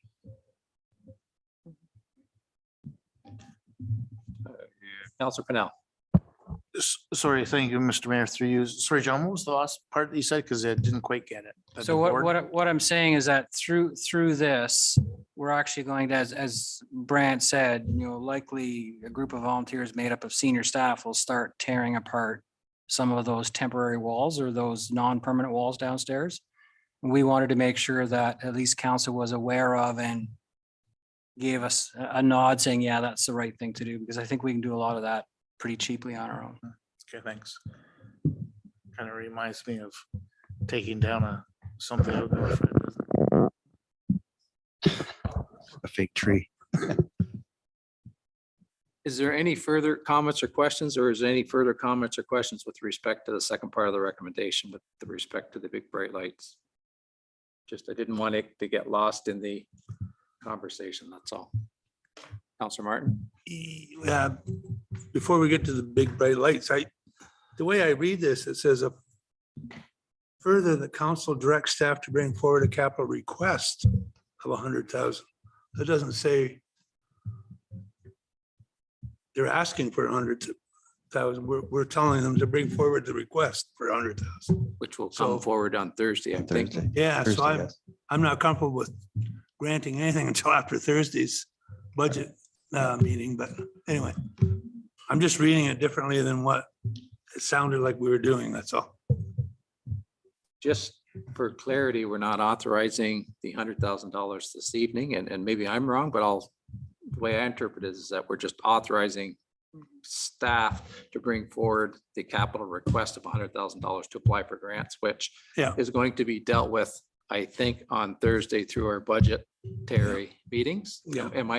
Am I correct with that? Yep. Yeah. That's, And So- I think through, if I may, your worship, we're trying to put a little bit of context around the work that we're doing such that when we come forth on Thursday with this budget request, we've got a report here which explains both the council and the public what some of the intents is of this building and what we'd like to do with it. Right. So And this it- is context setting. And in addition, your worship, I get the sense from council tonight that there's a good possibility 100,000 might be approved on Thursday, which means then I can have a very different conversation with the ministry rep tomorrow than if me say, I don't know if we're going to have any money, right? That helps the conversation that's about to happen. Although not authorized, you have a sense of probably where we're heading It, with this. that's Which right. we will confirm on Thursday. Right. Hmm. Or not confirm, but, okay. We're good with that then? And we're good with adding the part about conditional upon budget approval? I added that into the recommendation. We're good with that? And I'll read it out before we get going here. So is there any other further comments or questions or concerns with respect to the report or the conversations we've had tonight? Okay, I'll read the recommendation of the motion. We'll get it on the floor and then we can vote on it. So we have a recommendation that council receive for information Market House and Town Hall with 2023 events list report. And further, that council direct staff to bring forward a capital request of $100,000 to apply for grants and begin work creating a accessible and usable space on the main floor of 124 John Street, conditional upon budget approval. And further, that council approve the big bright lights to take place in Conservation Springside Park with additional Christmas lighting consideration for Roblin Hall, the former Adolphus Town Hall, and Town Hall. So we'll look for a motion to put that on the floor, and if there's more conversations, we can have that. Moved by Councillor Pennell, seconded by Councillor Hicks. Is there any further comments, questions, or concerns we want to speak to it? Councillor Shank. I agree with it all, but all I'm saying is this is not I hate to, I don't know, it's maybe being a little anal here, that the Roblin Hall, former Saltweather Hall, when you have all those many lights that are coming down, Brent, if another organization comes to you at another municipal hall and saying, hey, or another volunteer group, could we use these lights somewhere else? Not that we're just stuck to the certain items or we're giving lights to, or the possibility of giving lights to, that you have some flexibility to give to another organization. If somebody wanted to, that's got a skylift and wanted to go ahead and decorated a tree in a certain area or whatever, that, Brent's given that latitude to say, hey, yeah, sure, we got some extra lights. So your worship, you're correct. The intent is to utilize those lights in a wider area than downtown, so that there may be other areas that somebody might step forward and we would definitely entertain that. All right. Yeah, okay, and I think that sort of spells it out with the word of consideration. There's no commitment, it's just a consideration, I guess, right? Do we have any other comments or questions with respect to that? If not, we'll call the vote. All in favor of the motion on the floor? Opposed? Motion's carried. Thanks, Brad. 12.5, 115, 117 John Street and 45 Commercial Court surplus to town's needs. Is that you as well, Brad? Yes. Okay, go ahead. Your worship, these two properties are not a surprise to council that we would be bringing this forward as they've come up in multiple discussions in the past. But this is the first step towards just the disposition of the land, which is declaring surplus. Is there any questions or comments for Brant with respect to 115, 117 John Street and 45 Commercial Court? Seeing none, we have a recommendation that council receive for information, Community and Development Lands Team 115, 117 John Street and 45 Commercial Court surplus to the town needs report. And further, that council declares 115, 117 John Street and 45 Commercial Court surplus to the town's needs. And further, that council require as a minimum condition for 45 Commercial Court, the favorable use of the garage facilities until such time as the utilities operation facility is completed in the fall of 2024. And further, that council must approve by bylaw all offers of purchase and sale in an open meeting. Moved by Councillor Pennell, seconded by Deputy Mayor Calver. Do we have any comments or questions or concerns with respect to the motion that's on the floor? Councillor Pennell. Thank you, through your worship. I'm just wondering, I'm looking at 115, 117 John Street.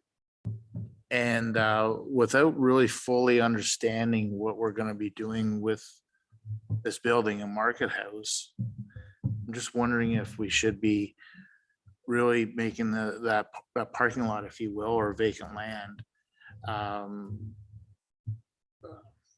If we really should be doing this at this particular time, making a surplus, not knowing what's going to happen here. That ever?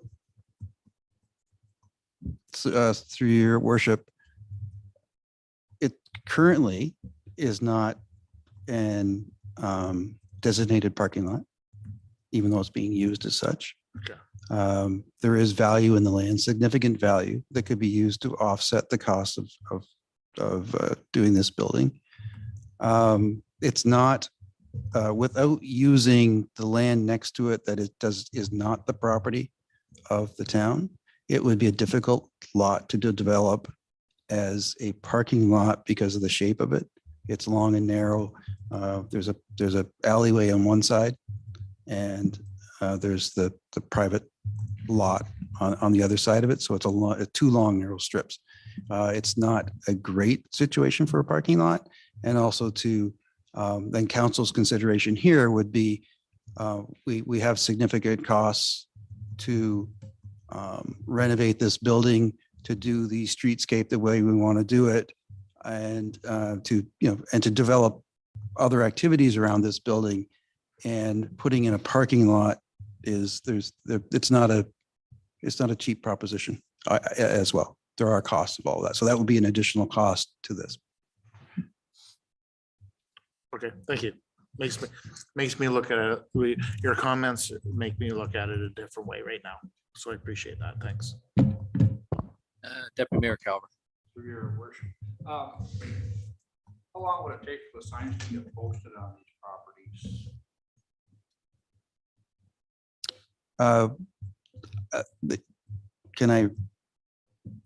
You're through your worship. I'd say I want to say this without being offensive, but the more important question is how long can they be listed on MLS, which is the first step to getting these active, right? Because there's actually more. If 45 Commercial Court, for example, being on a dead end street, there's going to be more eyes on the sale on MLS than there will be on the sign. That being said, it can be listed very quickly when the process is completed because there has to be notification, and a sign can be posted as soon as the sign is available to that. So, but there has to be there is a period of notification, which is 20 days. So through your worship, part of our public notification is actually to put a sign up. That is a piece of our public notice. So in addition to posting on our website and in the newspaper, a sign on the property will be part of the public notice that the lands are being offered for sale. So it's all sort of a part of the whole thing. But correct me if I'm wrong, the sign does not have to be a full 4x8 sheet. So a sign going on the building could be slightly different. We can get a sign up on the building quickly, just not the standard for sale. Yeah. The bylaw doesn't speak to the specifications of the sign, just that if it's a lot that is class 1 and can be independently sold, that there should be a sign on, or there shall be a sign on the property as well. Yeah, that's all I was wondering, was just, we've listed, we're gonna list it here as surplus land. When can people actually start to bid? That sort of thing on it, so. Thanks, Deputy Mayor. And of course, we'll follow the, our sale of land bylaw that we, our newly minted sale of land bylaw, I'm guessing. Yes, so. Is there any other further comments or questions with respect to 115, 117 John Street or 45 Commercial Court? Seeing none, do we have a motion on the floor? We do, eh? We do. All we need to do is the vote. So we'll call the vote. All in favor of the motion? Opposed? Motion's carried. 12.6 Pound Services Agreement with the Kingston Humane Society. Do we have someone that will speak to that? Your worship, that one's me. Oh, that'd be Madam Clerk. Sorry, Jess, go ahead. That's all right. So through your worship, the only comment I would make is that there are two distinct propositions in the staff recommendation. So if council wishes to consider those separately or together, that is up to you. I don't really have any other context. I believe we've pretty thoroughly covered this in past budget meetings, but willing to take questions. Does anybody have any questions for Jessica with respect to this report? Councillor Pennell. Thank you, through your worship. Jessica, I see that in the report that if we go with the Kingston Humane Society, that they're asking for $8 per dog tag sold. So we'll still be offering the tag for around the $20 mark, and then they just want a portion of it. Yeah, so through your worship, right now, we currently, our dog tags are $20. If somebody pays it directly at town hall, then we remit that, we keep the entire $20. If somebody buys it online through the DocuPet system, then they take a portion of the money for their handling fee. If somebody pays for it at one of the various stores throughout the town, we also grant them a handling fee. So at some point, we do want to look overall at our dog licensing fees. There's maybe considerations around cheaper tags for if your dog is fixed, to encourage, spay and neuter your pets. But it's not, it's higher than what we're currently having as handling fees, but not out of line with our practice that we already have in place with some other organizations. If that answers the question, sort of. So we would lose out on the tag fee, but that's part of their service fee for doing that work for us, of registering the owner and tracking them down and getting them in the system and making sure that they are registered as a dog owner in our system should the dog get out again, or that then we'd be looking to them to renew that dog license in future years. All right, thank you. Is there any other questions or comments for Jessica with respect to it? I guess the only question or comment I have is there a will to the staff or with the staff recommendation of part 1, part 2? Do we want to do both parts? Do we want to just separate them? Do we want to? I think they probably go hand in hand anyways. If we're going to do part 1, we may as well do part 2. So any thoughts or questions with respect to that? Councillor Pennell. Thank you, worship, to Madam Clerk. Also, if we declare the building a 53 Community Road surplus, then we would still follow the sale bylaw, because it says here that council must approve the bylaw, all offers purchase in an open meeting. So I'm just wondering, and there was talk about a not-for-profit as well. So is this going to be a different type of? Right. So no, through your worship, that language is the same as from the preceding report. Because this is a commercial property, our intention would also be to list this with our vendor of record, Rogers and Trainer, and have them market the building for us. The bit about the not-for-profit was about our ability to just directly negotiate with Kingston Humane Society on the contract. Oh, okay. All right. Thank you. Thanks for the explanation. Thanks. Great. Is there any other comments or questions? If not, I think we can look for a motion to suggest that council receive for information the Legislative Services Pound Services Agreement with Kingston Humane Society report, and further that council authorize the mayor and the clerk to execute the service agreement as presented, and further, or part two, that council declares 53 Community Road as surplus to the town's needs, and further that council must approve by bylaw all offers of purchase and sale in an open meeting. Moved by Counselor Shanks, seconded by Counselor Hicks. Is there any other further comments, questions, or concerns with respect to that? Seeing none, we'll call the question. All in favor of the motion? Opposed? Motion's carried.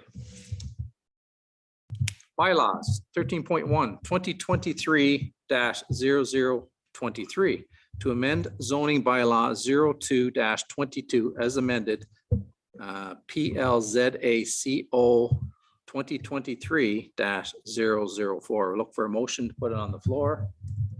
Moved by Councillor Pennell, seconded by Councillor Shank. Is there any comments, questions, or concerns before we do the first, second, and final reading? Seeing none. All read a first, second, and final time. All in favor of the bylaw? Opposed? Motion's carried. 13.2, 2023-0024 to appoint a municipal auditor for 2022-2023 fiscal years. We'll look for a motion to put it on the floor. Moved by Councillor Hicks, seconded by Councillor Shank. Before we do the first, second, and final reading, do we have any comments, questions, or concerns with respect to the appointment of the municipal auditor for the 2022-2023 fiscal year? Seeing none. Ready, first, second, and final time. All in favor of the motion? Opposed? Motion's carried. New business. Is there anyone that has any new business? Yep, either, yeah, now, or did you want to do it by statement of members? Okay, is there any new business? Seeing none, do we have any notices of motion? Seeing none, statements by members. Yeah, I've got Deputy Mayor Calver, and then I'll go to Councillor Martin. Go ahead, Deputy Mayor Calver. Thank you, Your Worship. I've just noted there's been pretty well every day this week, there's been boaters using the boat launch. So I'd like to see when we can get the concrete barriers back in and a little bit of enforcement to try to get things back under the control we had. What we had, the system that we had there was working. And I'm sure it'll work fine again this year. Again, we're going to need a little bit of, once the barriers are put up, we'll need a little bit of bylaw enforcement to get things rocking and rolling down there. But that should be done sooner rather than later, because walleye fishing is coming up on us here shortly, but there is a lot of boats out. Sometimes there's 2 and 3 boats there already this time of year. So I'd like to get that done. Also, I'd like to, can I take this opportunity to thank all the volunteers, put their names forward? Yep, go ahead. Yep, Deputy so, Mayor Calver. We had quite a list of volunteers that put their name forward for various committees. Really like to thank everybody for taking an interest in your community, and look forward to getting these committees up and going.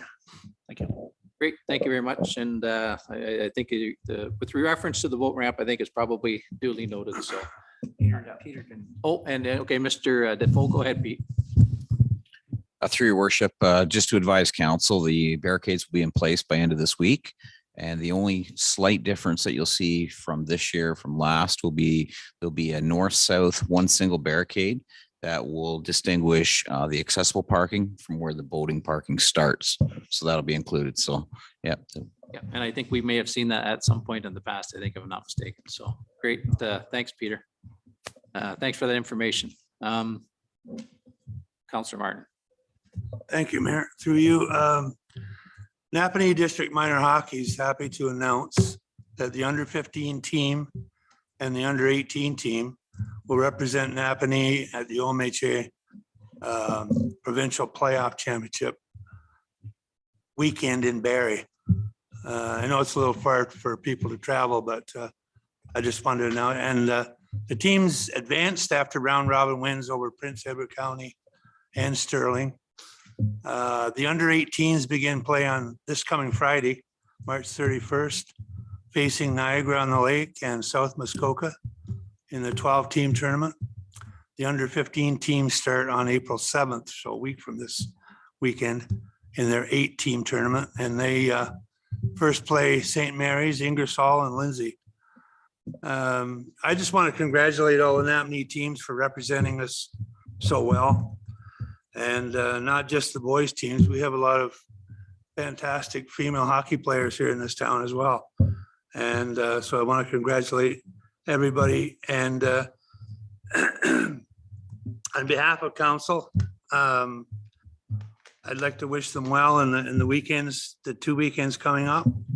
And I'd like to say we're very proud of them all. And go Napanee, go. Thank you very much, Councillor Martin. You've struck a nerve very close to my heart. So thank you for saying that. And hopefully if anybody from the OMHA is listening, we can get back to the play downs the way they used to be. Absolutely. Yeah. We can see some home games in the great facility that we have in Napanee, as opposed to sending all our local talent to the GTA to play in a tournament over the weekend. So that limits the number of people locally that can watch it. So yeah, I mean, when I was on the executive of Napanee Minor Hockey, I mean, you know, we traveled home and home type thing, and we packed the arena, and there was, I mean, it was over capacity, but the fire chief at that time looked the other way because there was so many people interested in watching our teams. It's so difficult the way they got it set up now with going away for a round robin tournament. But anyway. Very, very much so. And like I say, hopefully somebody from the OMHA is watching tonight. Yeah, So if not, maybe we can poke a bear somewhere. So thanks I've for bringing already that up. sent- And I've already sent a couple emails myself, so. have you very There's good. still a couple of old people there that I used to negotiate ice time with, so.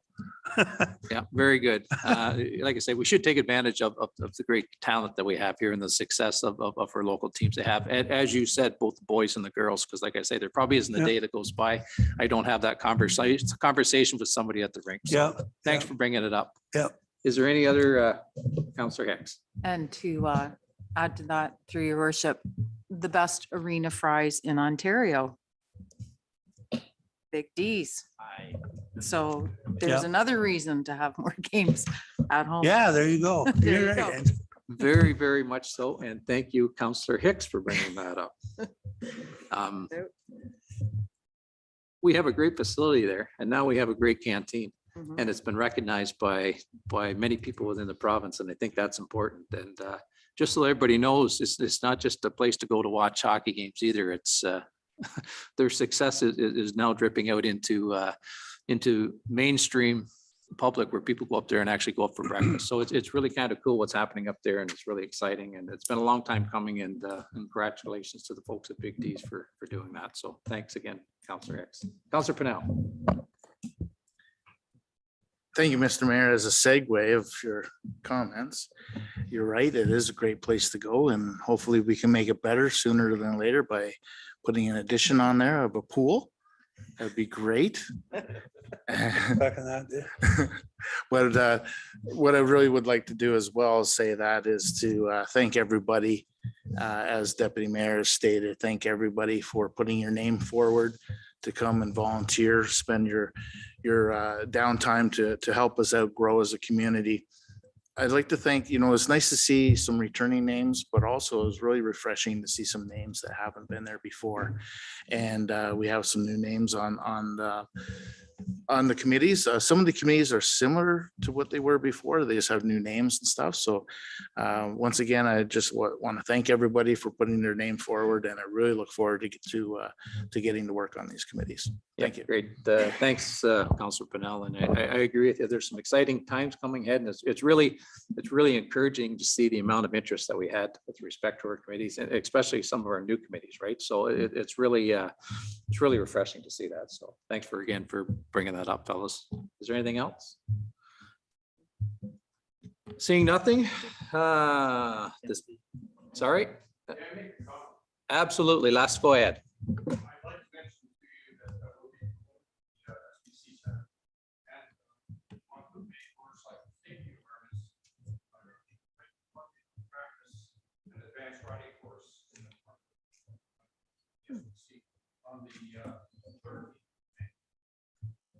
Great, appreciate that. Thank you.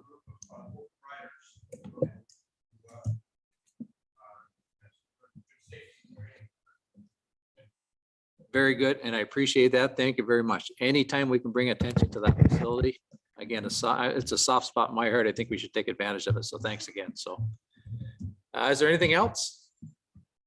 Seeing nothing, CAO remarks, Mr. Pinson. I have nothing this evening, Your Worship. Thank you. Great, thank you.